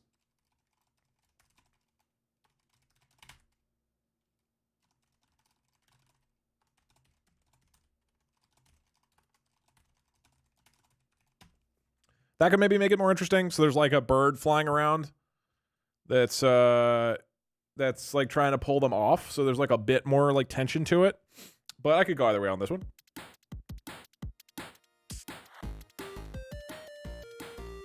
Harpies. Harpies. What if the birds have explosive barrels? What's funny is that is an actual thing in Elden Ring. That is a real enemy.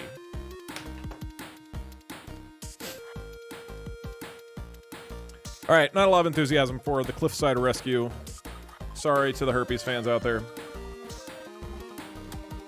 Have the explosive barrels as a jump scare to make the party focus on defusing a bomb mid-fight and make the character do something stupid after as confirmation on the diffusion, like a thumbs up and an excited oh yeah. Quick time events are a challenge.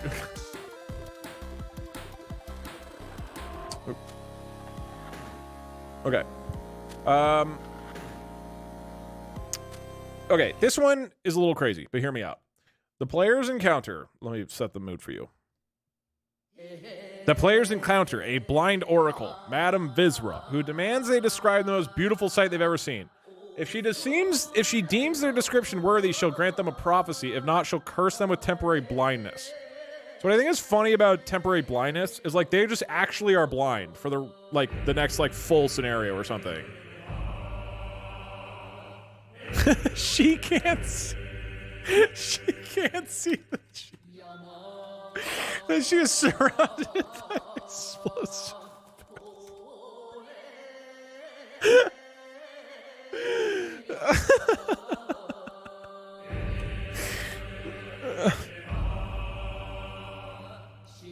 I mean, so okay, with something like this, probably what I would do is like put it up to a vote of you guys, because Madame Visra is me, as a reminder, as the dungeon master. So I'd probably have you and me play her together, where you guys vote on whether the story they gave is good. The other problem with this is I'm not sure the AI will actually know what it means to be blind, and I'll probably have to keep reminding them of like, you can't do that, you're blind now. But the fact that she's surrounded by explosive barrels is funny. Okay, we can't lean too much into the explosive barrel thing. No more explosive barrels, but this is very funny. So we're leaving that in. Okay. An eccentric gnome inventor, Fizzbang Gearloose, challenges the party to a bizarre contest. They must create the most useless machine possible using only items from their backpacks. The winner gets a mysterious artifact. I feel like there needs to be more here. There's no like tension to this. How do we add some sort of like consequence or tension here? I want there to be a little bit. It's too simple right now.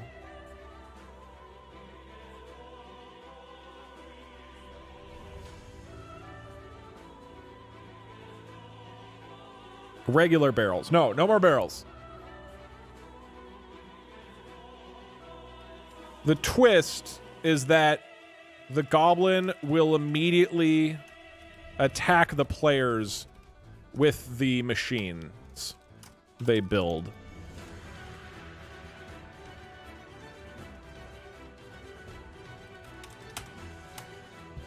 That's kind of cool. Oh, no, I'm sorry.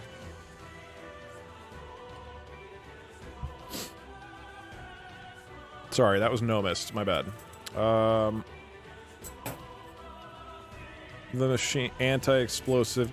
So, I mean, I think the thing here is, like, they build a thing without realizing that it's going to be used for something bad, and depending on what they build, the, you know, effectiveness of him attacking them is, like, better or worse. I'm not really going to give them inventories, so it'll just be like, hey, whatever you have in your backpack, and they'll just send it within reason. Don't force it to be useless. Yeah. They must create the most powerful machine possible using only items from their backpack. The winner gets a mysterious artifact. He promises them a precious gemerald. The twist is that the gnome is it and will immediately attack the players with the machine they build. I think that's a cool one, because then, like, depending on what weird shit the AI comes up with, we then, like, play off of that and fuck with them. That's a good one. I like that. Okay. That one's great. Love it. A stone golem named Pebble guards a vault. It will only open the door if the players can make it cry, a feat never before accomplished for a creature made of rock. This is funny. However, the AIs are just going to, like, tell a sad story or whatever. Like, we know how this is going to play out. I don't feel like there's enough. This is basically just we roll a die and we see if they roll high enough. It doesn't feel like there's a lot of variety here. That was in Vox Machina. This was? Okay, then I'm tossing it. Just a sad story doesn't work. Oh, yeah, we could say, like, sad stories do not make it work. Or do not elicit any emotion. So how would they make it cry?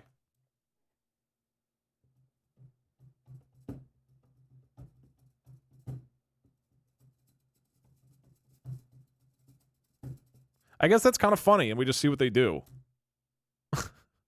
Okay, I'm kind of into this. If they end up attacking it, they just get into this big fight. Yeah, we just leave it up to them. Like, you fucking figure it out. If you have a good idea, we'll send it. We'll go with it.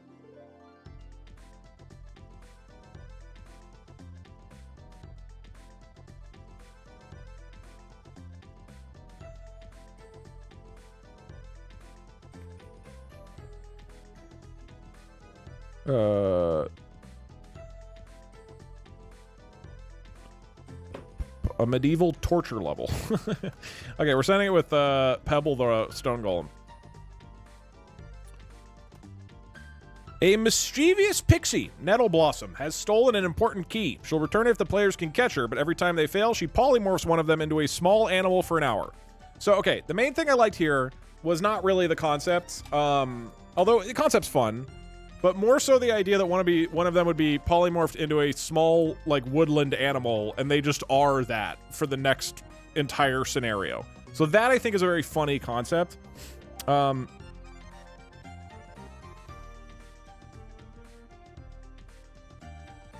I want to do is, for temporary blindness or being polymorphed into an animal, I want it to be like the whole next scenario they're also an animal, and then they just have to deal with it.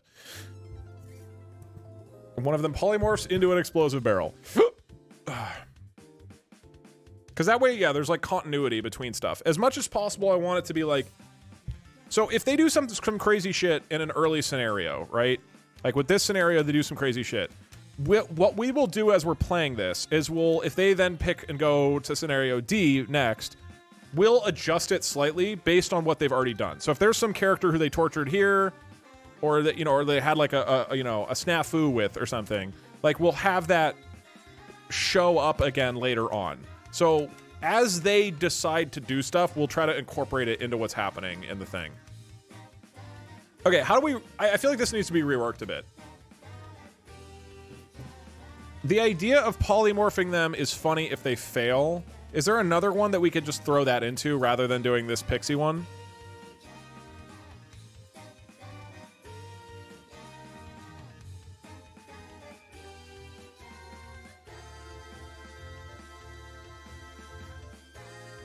Let's... Okay, polymorphing for an animal.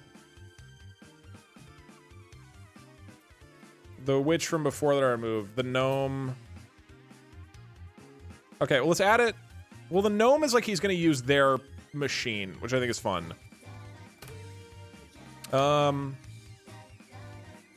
Let's just, okay, the idea of they get polymorphed into a small animal for, for a whole scenario. I think let's keep that in board. Maybe it works for this next one, which is a pair of warring wizards, Flambard the Flame and Frost Frederica, demand the players choose sides in their elementally charged feud. The players must find a way to resolve the conflict without taking sides. Well, I would just more say the players decide what to do. I think I like the idea that there's two, like, wizards in a feud, and they have to, like, either get involved or not get involved or kill one or whatever. And, like, both of the wizards are, like, trying to convince the players to ally with them or something. Flambard the Barrel, right. Needs more. I like the idea of two groups fighting and the players choose to ally with one of them, but we could just toss this.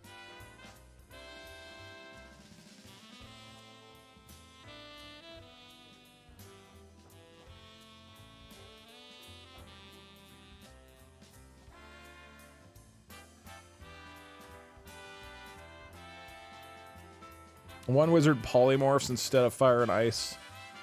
I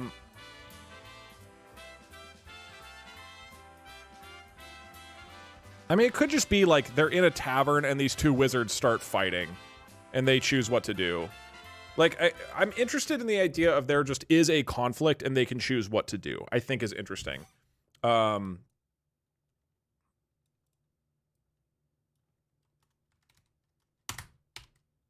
And rolled. Start fighting in a tavern and polymorph. Their spells keep missing and starting fires in the tavern or polymorphing random people into small animals. The players can choose to fight them or ally with one or leave. I think that's kind of funny. Like there's some sort of like there's just kind of chaos in the tavern.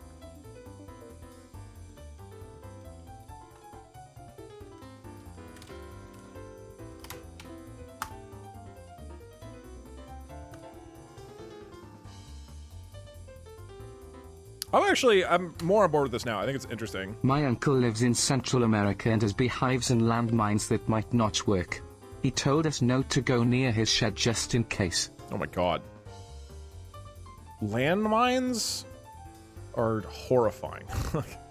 No 3 Panic at the kobolds or tavern, elves in a trench coat? What about 3 explosive barrels in one? Okay. People are pretty enthused about this one. I like that. The eye needs to smoke an entire carton of Marlboro Golds by the end of the campaign. That can be one of the personality traits. Okay, we have like 3 more. Hey Doug, I wanted to take a second to compliment you on your skill at wrangling chat. It's not easy to maintain a fun, chaotic back and forth without letting things get out of hand, but you do it very well. Thank you. That said, we could really use a walk. You want to go for a walk? You want a treat? You want a treat? Okay. The players meet a reformed necromancer, Life is Better Mort, who needs help convincing his zombies to get real jobs. The players must conduct job interviews for the undead and find them suitable employment. This is funny, but this is not feasible. This is like way too much. I'm gonna cut this one. Very funny, but that's a giant mess of a scenario. That's a big, broad thing. It's funny, but like, I know zombies deserve work. It's also, that would just turn into like really long conversations that are job interviews. I think the concept would get derailed super fast. Okay. The players encounter a group of wind elementals having debate on top of a snow-covered mountain peak. To get crucial information, the party must mediate the... Okay, this is similar to the elements' arguments without getting blown off the narrow ledge or triggering... Okay, wait, hold on. Players can engage or just sneak by. But volume... So here's the element that I thought was interesting. Volume is the key here. If anything is too loud, the avalanche is triggered. So the idea being like they're in this environment where if anything is loud, then like you can like get avalanched off the cliff. And so it's all about like, are they trying to tiptoe? Are they going to get involved with the wind elementals? Having a screamingly loud debate. I think it's like interesting. Explosive barrels would be great here. Why would there be explosive barrels on top of the mountain? That doesn't make sense. Unlike everything else, that doesn't make sense.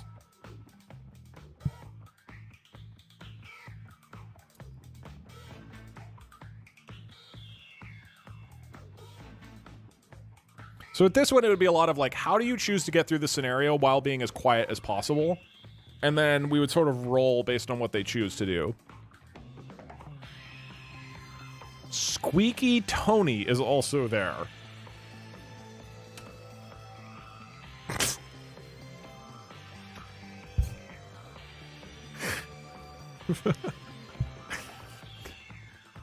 Squeaky Tony, yes.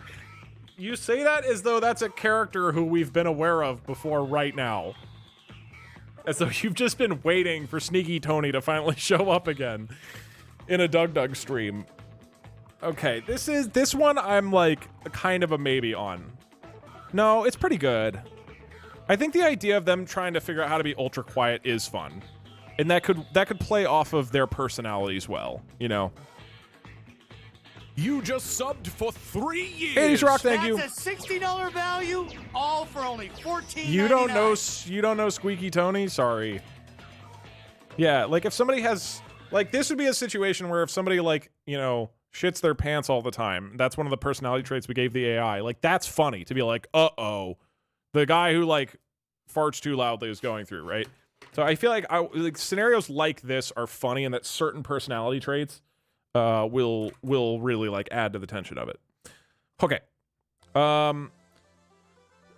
They have to fight a wizard in a tower, but he has the power to control speech. Every turn, so it's like a normal fight, but every turn he declares, like has a spell, casts a new spell that if you say a certain type of word, for example, any 4-letter word, then you will be hurt. This leads to the AIs trying to talk and interact while following these rules and getting hurt if not. So basically just combat, but the wizard is like, okay, now my new spell, 4-letter words are banned. And then we see if the AIs can like keep up with it, right? Like the AIs might be terrible at it, but it'd be funny to see. And it doesn't need to be 4-letter words. It could be like, they can't, probably the AIs just can't do this. And so it doesn't really work. We can make it a little bit easier. I like the concept of it a lot, but they might really struggle with it.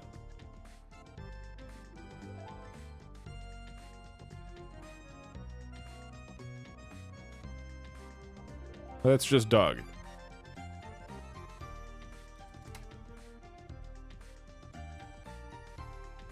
I don't know if they can even do that. Hold on, let me see. Please write a long fantasy story about a king who travels to a faraway land, but don't use any words that are 4 letters long, and also don't use the letter K ever. Okay, immediately fails at this. Okay, yeah, no, the AI is not going to work. Starts the 3 of the first 4 words.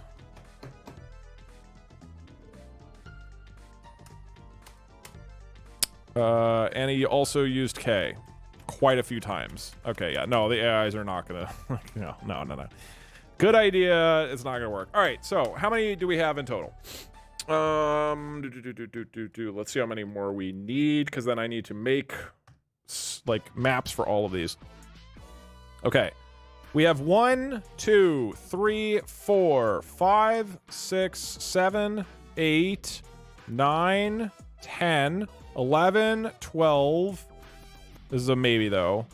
12, 13, 14, 15, 16, 17, 18.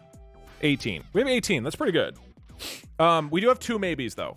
given that we have everything, masquerade party, a castle masquerade party where everyone is masked. The evil queen has one party guest murdered every turn until someone finds out who the queen is. The killing continues. I at this point would probably lean towards no on this, but it is cool. It's a cool idea. All right, and the E. coli would, yeah. I mean, we can open it up to other ideas too, but remember the Alamo and the E. coli. I don't think we're gonna. Okay.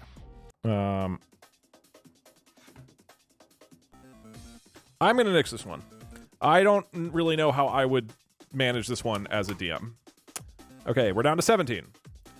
Maybe. The fisherman's request. Fisherman Old Tom by the river asks the players to help him catch the legendary golden fish. They must either use their skills to catch the fish or discover and reveal Tom's cheating competitors' secret methods. Traditional fishing doesn't work, but they can come up with some crazy fishing strategy. There's a gemerald in the fish, but Old Tom doesn't want to give it to them. There are explosive barrels sitting around. I'm going to remove the explosive barrels. It's too obvious what would happen with them. I'm removing the explosive barrels. They have to creatively find a way to fish. If there's just a giant explosive barrel sitting there, it's too obvious.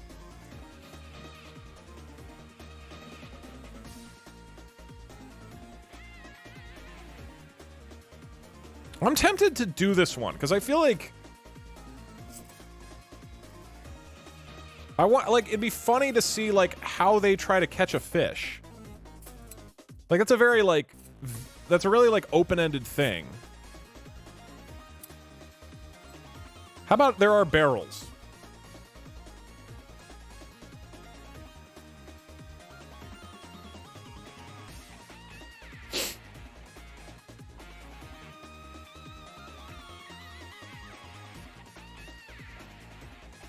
Okay, there are explosive barrels, but this will just blow up the golden fish. Okay? So this way, the barrels are like a temptation, okay? So it, will definitely just ruin the whole thing. Which will make Old Tom attack them. Okay, how about that? Now I'm on board with this scenario. We give them the temptation of explosive barrels. If we have an AI that's too evil, he'll probably just try to kill everybody.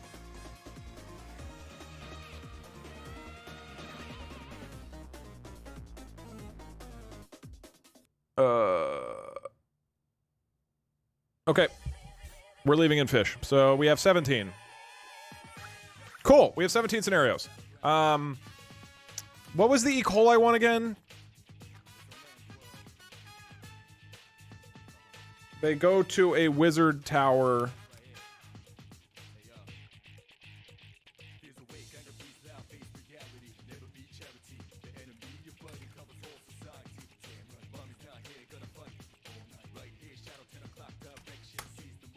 Was this it?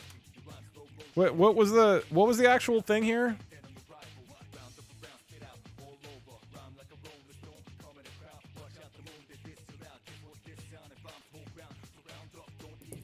Okay, wizard is okay. A town is dying. They think it's an evil wizard. Turns out he's cool, but the water well just has E. coli in it. Okay, this is funny, but how does it resolve? Like,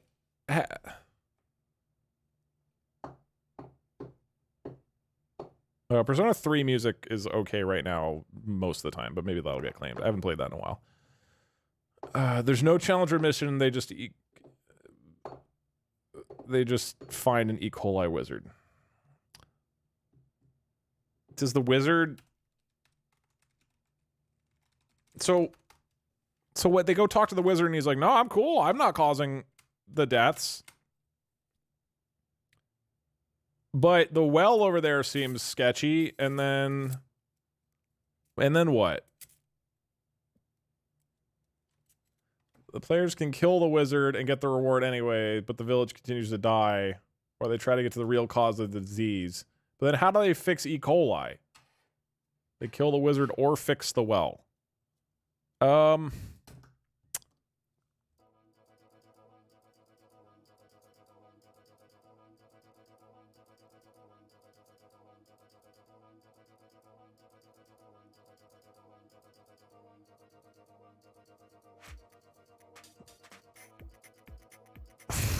Put explosive barrels in the water well. I'm not understanding like what they like how the AI would kind of guide through this.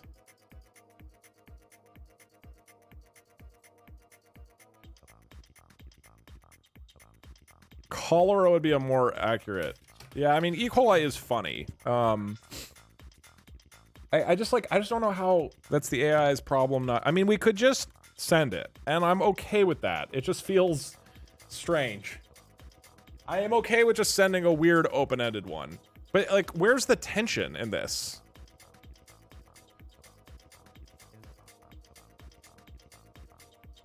The wizard can be convinced to purify the well. But, like, what? It doesn't, like, they can just leave. Like, there's no incentive to do any of this.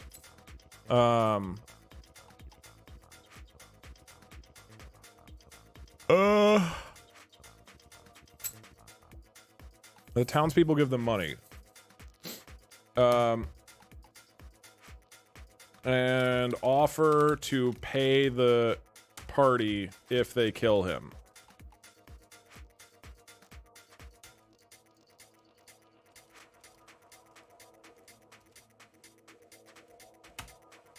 So I guess they decide whether to kill the wizard or cure the water well. I think yeah. It's a really funny concept. I'm not imagining like this being a super funny like conversation with it. The E. coli is the final boss.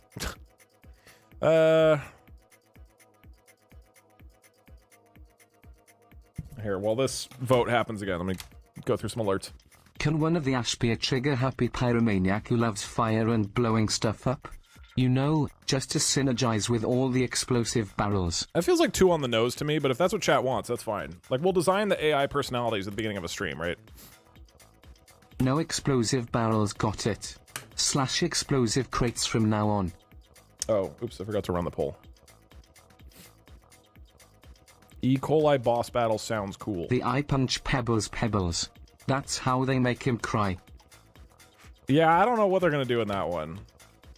I mean, we can just send this. That's fine. I mean, again, we'll add a twist.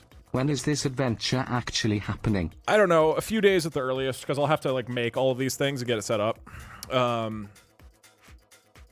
You should add a point either where later the this week dragon or comes early out next of week. nowhere, Hopefully. but in order to slay it, you must play a game of chess. Yeah, I mean, I mentioned this earlier. Chess would just like really derail us for like a huge amount of time. Because chess games have typically taken like 2 hours. There is a kid that is very unpopular at school and nerdy, but nice. No one is going to come to his birthday. His mom wants you to get other kids to come to his birthday party. And also do things to make the party even cooler, like what entertainment to bring, flame jugglers, wizards, a horse, what food, etc. They need to convince the people at his school that he is super cool. Very funny idea. I feel like that would take... There's too much involved. That would take a long time. That is a very funny idea. Oops, Hey wrong Doug, song. how much realism or railroading will you be establishing? Like, I can easily see you allowing them to pull a rope out of a backpack even though they never mentioned it. But probably not a nuke? What if they choose an option that is not presented? Etc. etc. I will try to navigate that as best I can as the dungeon master. That will basically be up to me to decide. And generally I'll go with what is fun and makes a good Cholera story. would be a more accurate pathogen for the well-based plague. In general, I will go with rule of cool, which is that if there's a good idea that isn't completely preposterous, I'll go for it. Look up the Broad Street pump from the English cholera pandemic. What? But why? The thing is, like... The Gemeralds could just have a secret magical power that can help the party defeat the final boss, and you don't tell the Ash what the power is. All they know is that collecting all of them is their best chance. The power, of course, turns out to be the power to summon His Excellency, President Gerald Ford. May his infinite wisdom guide us all. And he's obviously wearing ornate armor and he has a bald eagle on his shoulder. Cool. This is cholera. Oops. Well, if chess is too much, what about blackjack? That is pretty funny. You do a blackjack round. Scenario idea: the party arrives in a forest where they mysteriously become paralyzed and confined to a wheelchair. Then they have to get through the forest using creative thinking to reach a wizard named Kian who reveals that it was just a test and determines their worthiness to be cured. If they're not worthy, they will be paralyzed for the next scenario. I think it's too similar to the... It's too similar to the blind one, I think. Okay. I will now read ideas from chat for scenarios. I think we have enough and we don't really need any more, so I will do 60 seconds of reading ideas. Ready, set, go.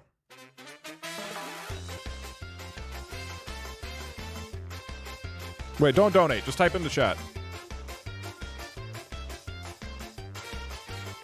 A troll asking for deeply personal advice. I feel like that's kind of covered with the stone golem.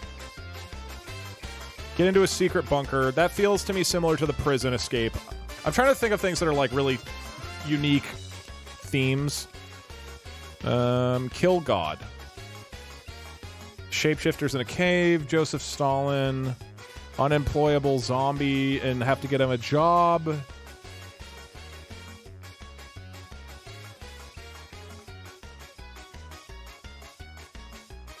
We could do... Okay. Hear me out.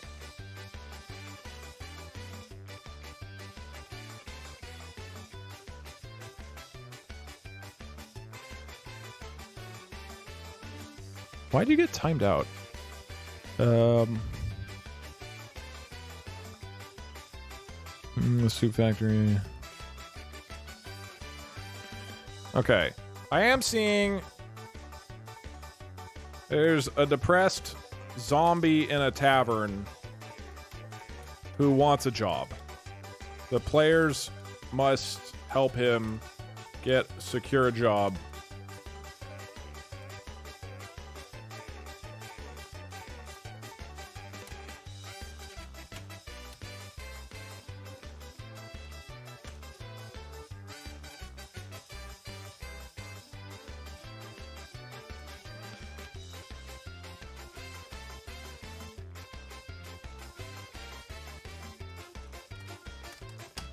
So in theory, we do.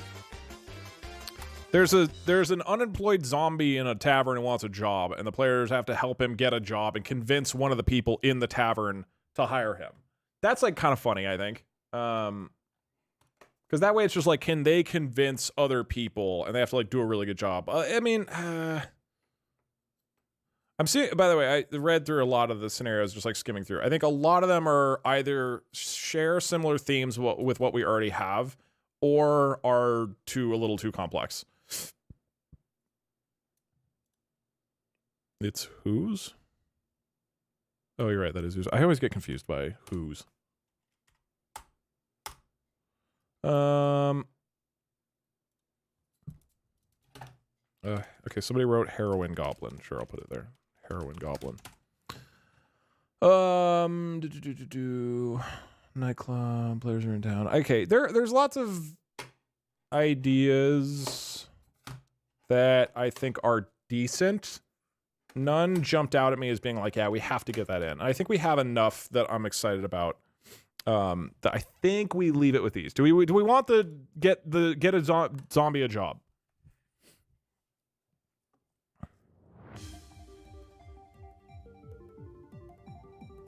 No, it's not that people are unfunny. It's that I think we've covered a pretty broad range of different kind of vibes. And at this point, I'm hesitant to add more because it's just more setup for something that we don't really know what kind of scenarios are going to work best. So I think we have a really good starting group. And then after like a round or two of trying the game, we can go, okay, these types of scenes are more fun, these types of scenes are less fun, and then kind of rearrange it from there. So I think we have this is a good group to start things off.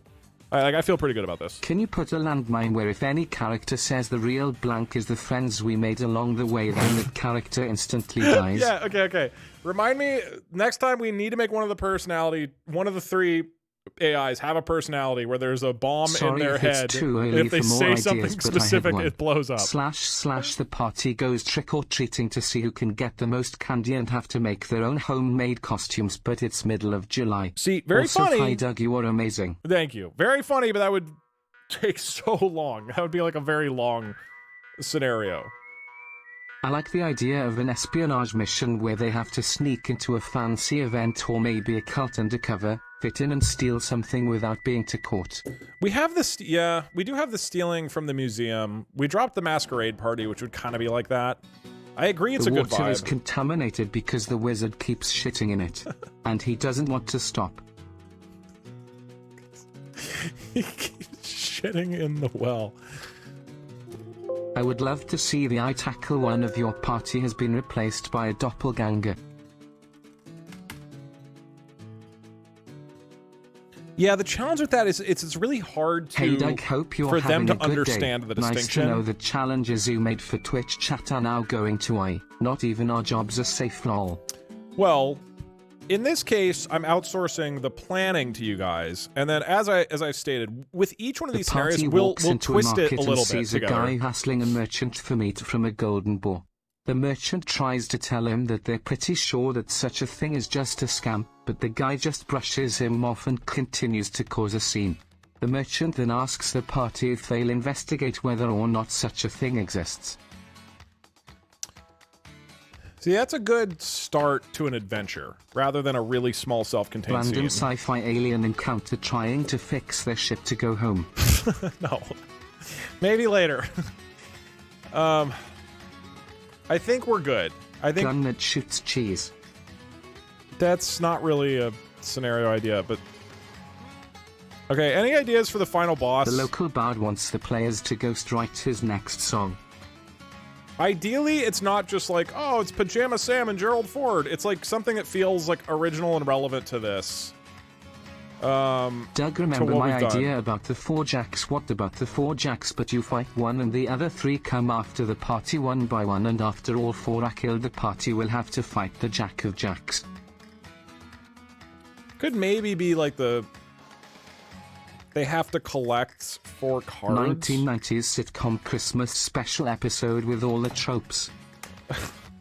It's not really a scenario. Kind of.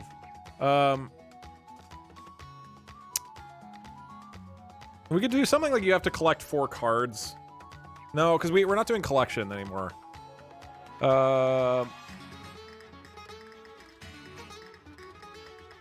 Okay. Rather than having it just be a reference to something else that we've done, like it's Shrek or it's like Pajama Sam, what is like an original character that could be created based off of what they do in the party or like in the adventure, right? Like that's the ideal scenario. Rather than this just being like some totally disconnected thing that has nothing to do with what's going on, it's like related to how they've done the adventure, right?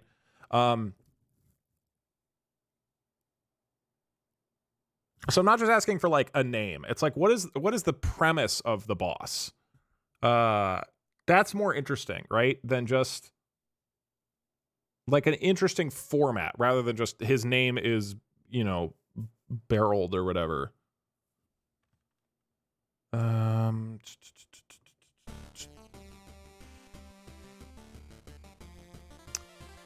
I mean, it could be like just based on what they've done. We just set the boss as a final thing. But like, okay, in theory, what is the motivation? Hold on. Let's start with motivation. What is the motivation for our AIs? Like broadly. Do we give them each their own motivation for what they want to do? Is it that like a family member of theirs was kidnapped? Is it that this is like a precious item they've always wanted at the very end? Are they saving the world? Like, what is the motivation? I feel like that'll help us figure out what to do. I think there's probably value.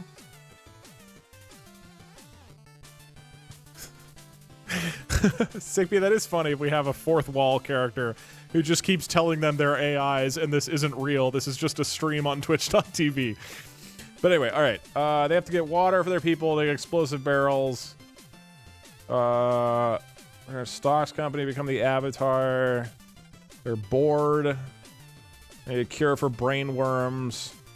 Okay, what about something that has to do with them being AIs? Is there a way that we can relate the final boss or their quest to be that it has something to do with their being an AI? You know what I mean? Like they want to become real or something.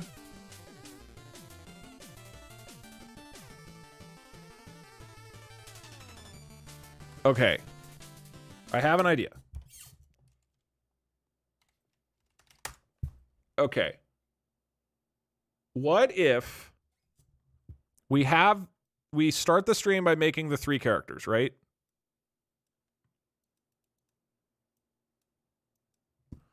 And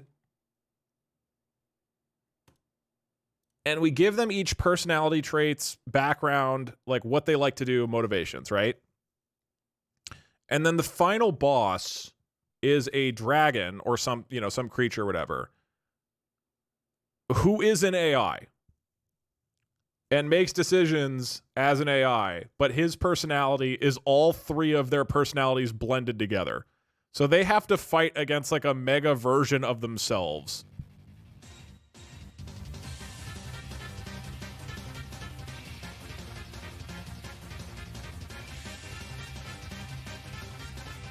And we could still have it be like I feel like the scenario can still be kind of crazy, right? But in theory, like I don't know, it could be like a wizard or something that like steals their brain or something. It's a 3-headed dragon.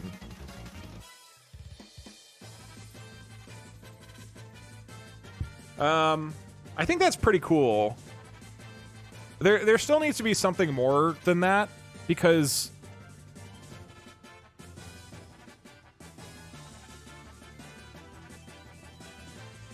yeah, we name him Al.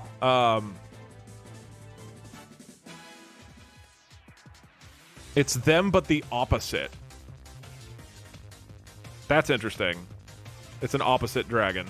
So even if we do this, so even if we mix, I think the idea of mixing their personalities is pretty interesting, because it makes the overall stream and adventure even more unique based on each of the characters, right? The whole idea of all of this is we're making this broad like story that can feel very different based on how we designed the 3 AIs originally. So I like the idea that the boss is also directly related to the 3 characters that we originally make. So I think this concept is cool, but then we still need to like put them in a scenario where the personalities can do interesting things, right? So in all of these scenarios so far, depending on their personality, they can do very different things. If they just go, and this is just a dragon here who blends all their personalities, like there still needs to be interesting stuff for them to interact with. Like for them to, like, what are they just fighting? Because if they're fighting, like the personality is not necessarily going to involve personality that much. It lays eggs of them. Do you get what I mean? What I'm trying to figure out is like this concept of blending their personalities is cool, but what is the final showdown then like? What is the scenario that allows the personalities to really show off in some interesting way?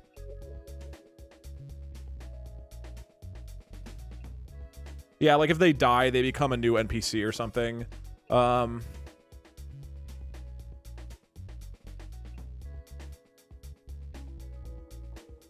Presumably it should be a fight, right? Or I guess it doesn't have to be, but for this to be a climactic ending to the whole thing, presumably we do want it to be a fight, not just like a presidential debate, as somebody said, or a CAPTCHA.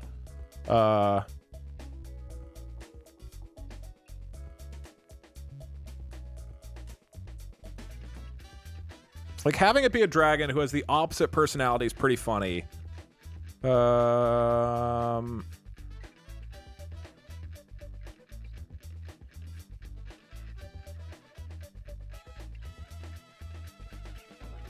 Okay, what if instead of 1,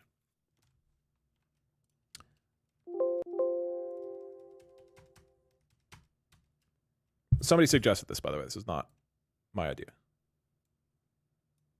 They face off against 3 AIs who are the opposite personality. And it's like a standard fight in like a dungeon or whatever, but it's like this is determining to see who is the superior personality. They're like shadow clones or something. So they show up and they're like only one of us can live.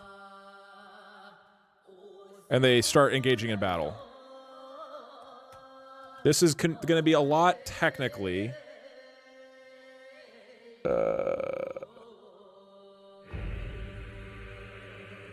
I would have to make a copy of the okay, it's doable without that much additional work.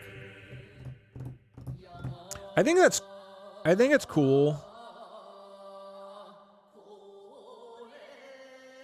What if they get separated in different rooms? So each one has to like, well, what I was thinking, because at this point, let's say AI number B is dead, right? If he's died at this point, do we still have number B to fight against?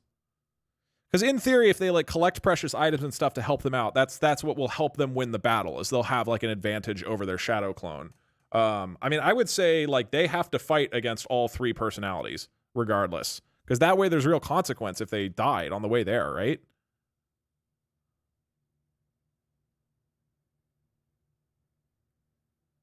Like even if B is dead, you still have to fight negative A, negative B, and negative C, right? Because it's like, that's the whole thing, is like they're working their way towards the boss, and like if they're losing people along the way, the odds that they win the boss fight is low.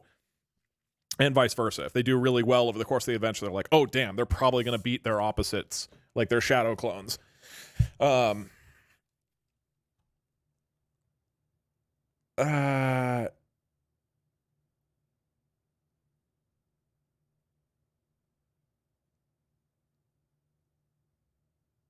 Yeah, I mean, we can come up with cool lore to explain this, but in terms of the mechanics of it, I think this is cool.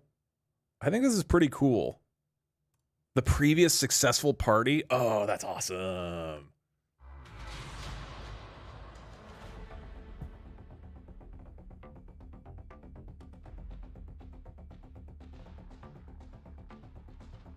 I mean, so in terms of like explaining this, there's various things we can do.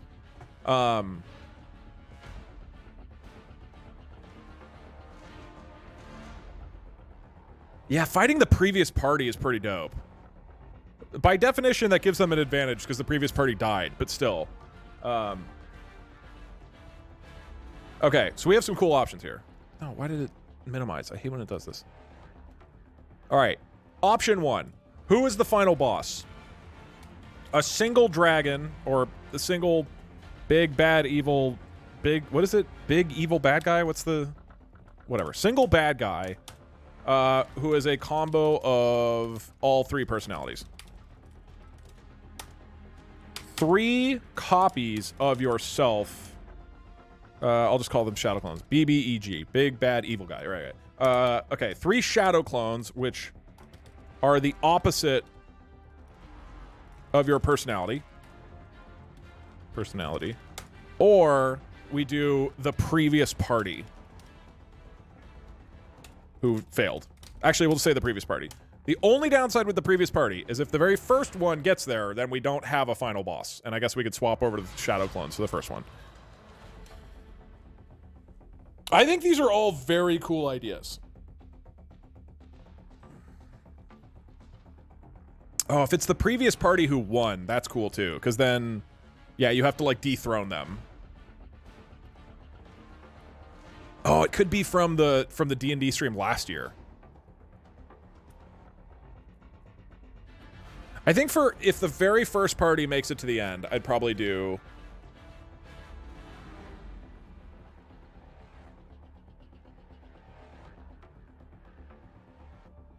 I think we do the previous party even if they died, because that way it's different every time.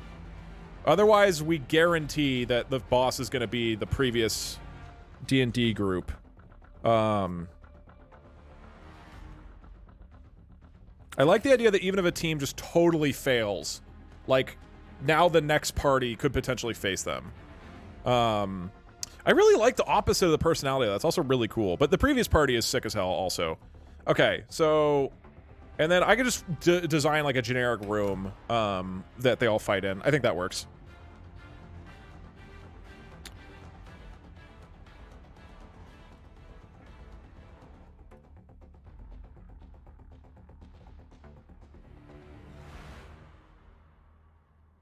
Yeah, and then I can come up with lore to explain why they are fighting their whatever.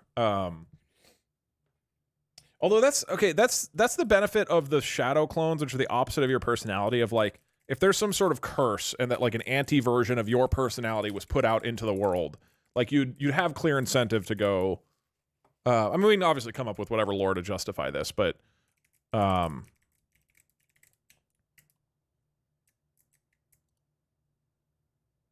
also.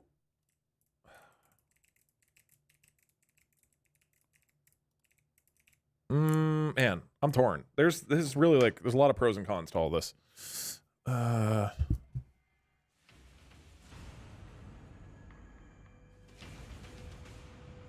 Clones of the previous party. Well, no, sorry, I just more mean like the opposite of your personality. I think there's something really cool about the idea of you face your, like a version of yourself that's like an anti-version. It also means each story is a little more self-contained, right? Rather than it being this longer form. I mean, it's cool to have like a longer form thing of like, the other thing is like, I would like the very first run to have a chance of being cool and not depend on the previous party's personality. That's like kind of why I'm leaning into this. Even though I know you guys didn't vote for it, I think it makes each stream and each run a little more self-contained rather than depending on knowledge of the previous ones, right? Like this is very cool. And maybe we do this after somebody beats the whole thing, right? Like then we change the rules and now the final boss is the opposite. But to start, it starts with like you have to defeat 3 like shadow clones. Is that fair? I think that's fair, right?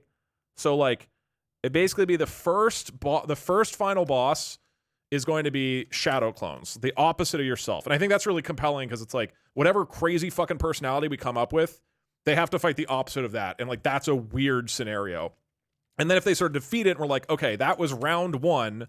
That was like version 1 of this whole game done. Then we could like revamp things, including the final boss. And then the final boss is like the previous party. I think that's cool. That also works better than than basing it off of the first D&D stream that I did, because in that stream it wasn't an AI personality. It was Twitch chat. It was a whole bunch of different people incorporating different things. There was obviously kind of a personality, but it was never an AI. So we'd have to be like converting that party into AIs, and there's a whole kind of weird thing there. Okay, I am going to ignore democracy and do this. So the final boss. This is such a cool idea, dude. Final boss is fight 3 shadow clones who are AIs with the opposite personality.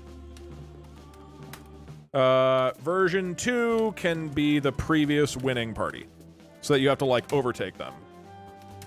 Okay, I think that's cool. Rigged but fair. There are a bunch of alerts, so obviously we'll listen. The AI realize they're in a simulated D&D game for the entertainment of the masses.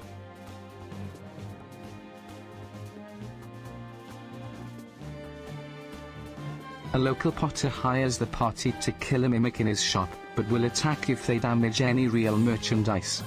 That's... How would they do that? Recapitation.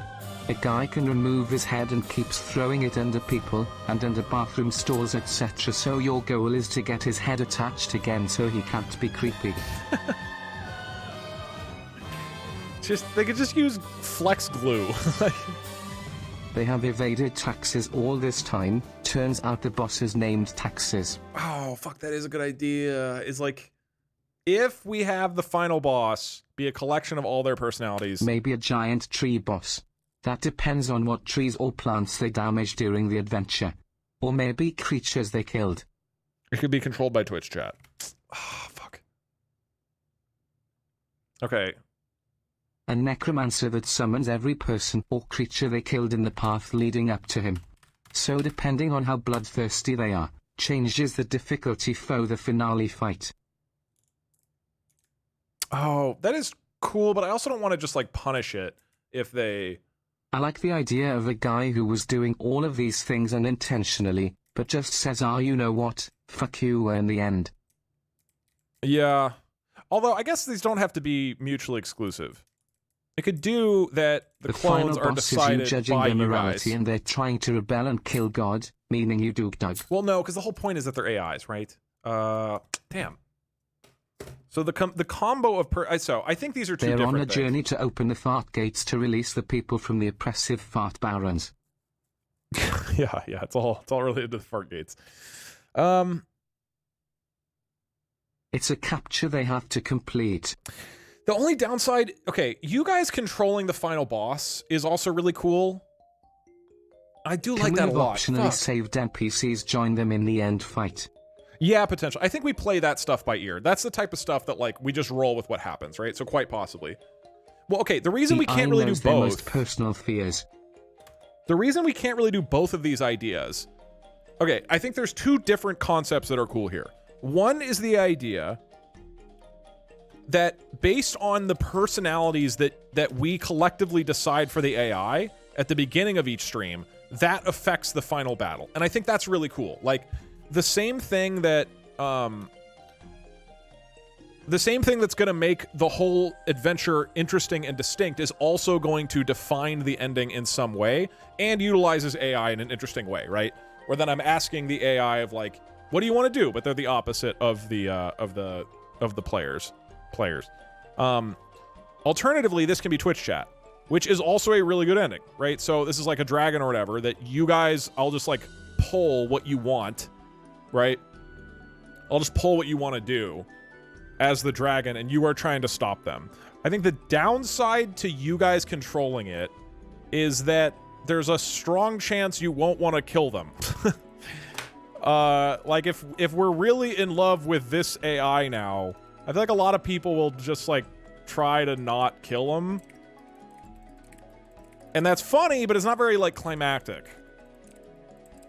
Right? Like that is definitely, and I think what we can do with like Twitch chat plays, what I will try to do as we're going into each scenario and we're, you know, in a tavern or whatever, I will try to like look to you guys and look at chat as often as possible for like what I should have the NPCs do and respond with. So it still is hopefully like us collectively deciding what the AIs are sort of like going through. Oh, too much. But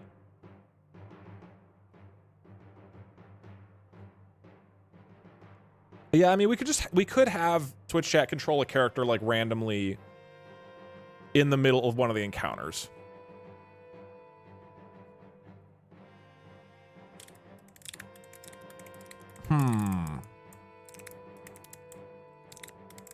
And we can't combine these. You guys can't control the shadow clones because the whole point is that it is an AI that's the opposite, right? It's no longer an AI if you guys are controlling it.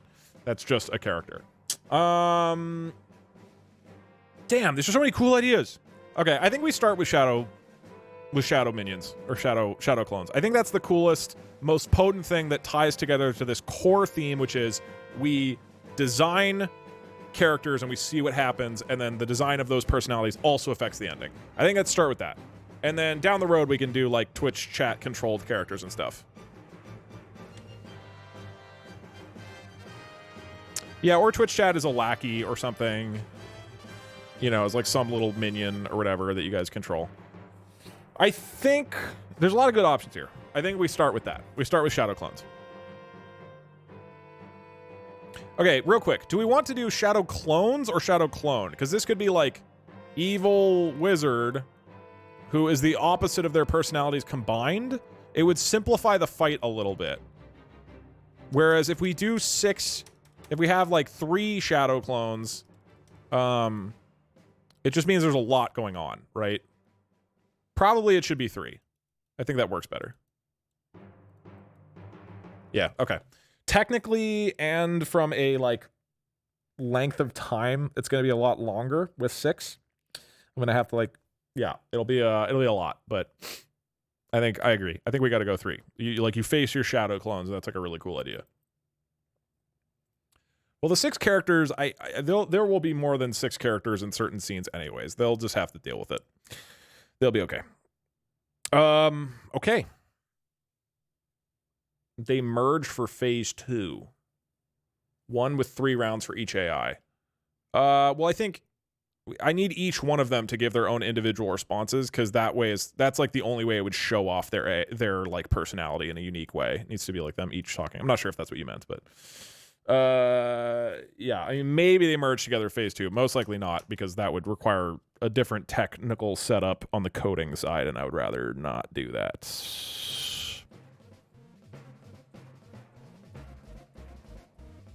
Or it's a 3-headed monster. I think we probably just do 3. 3 AIs, right?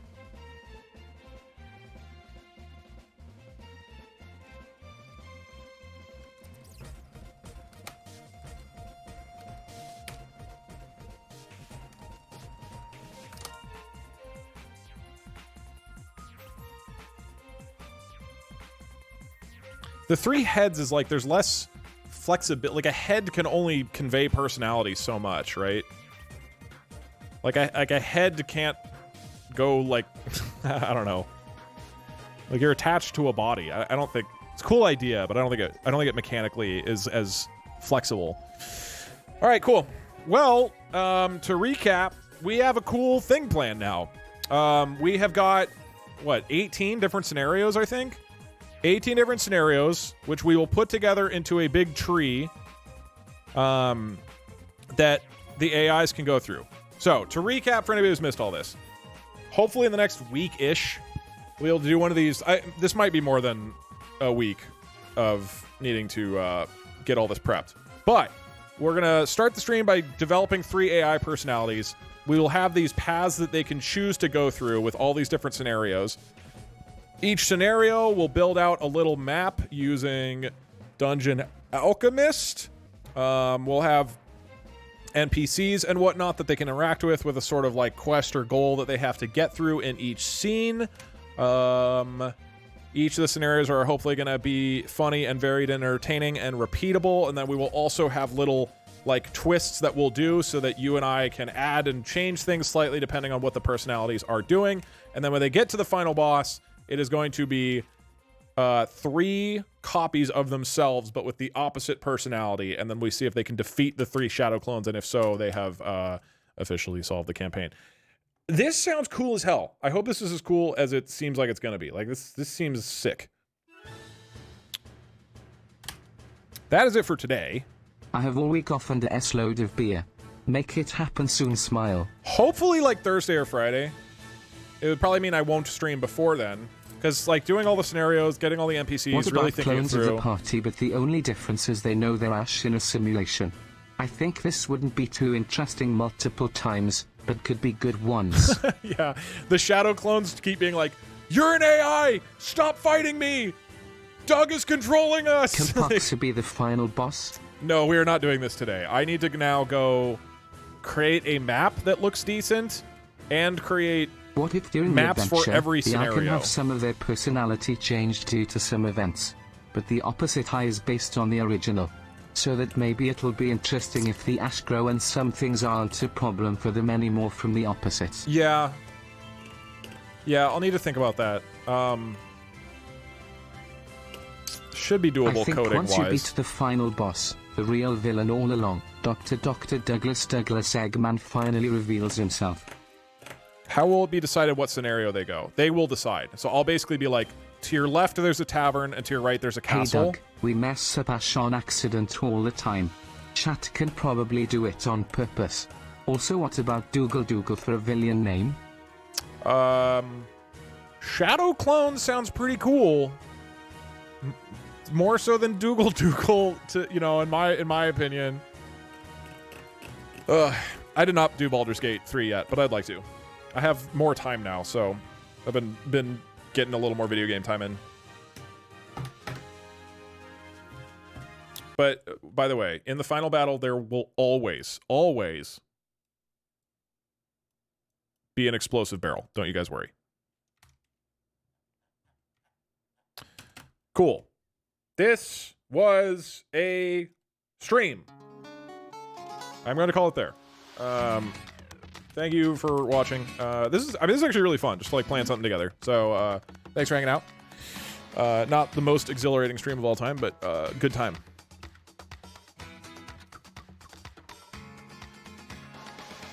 Poggy's stream.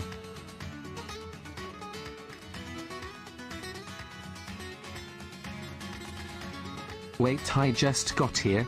What did I miss? Can you recap everything? I just did recap everything, basically. All right, cool. I am gonna go. I'm gonna try to get this stuff set up as fast as possible. I'm hoping that it's not as hard as the previous D&D thing was, and I don't think it will be. So yeah. All right, cool. That's it. I'm gonna go. Thanks for hanging out. Thanks for being a part of today. All right, my brain's shutting down. Goodbye. Hello. I'm gonna raid this guy. Oh, that's an invalid name.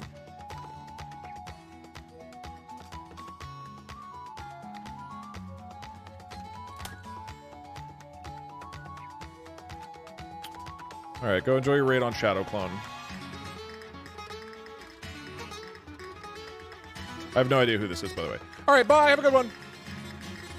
Raid Squeaky Tony.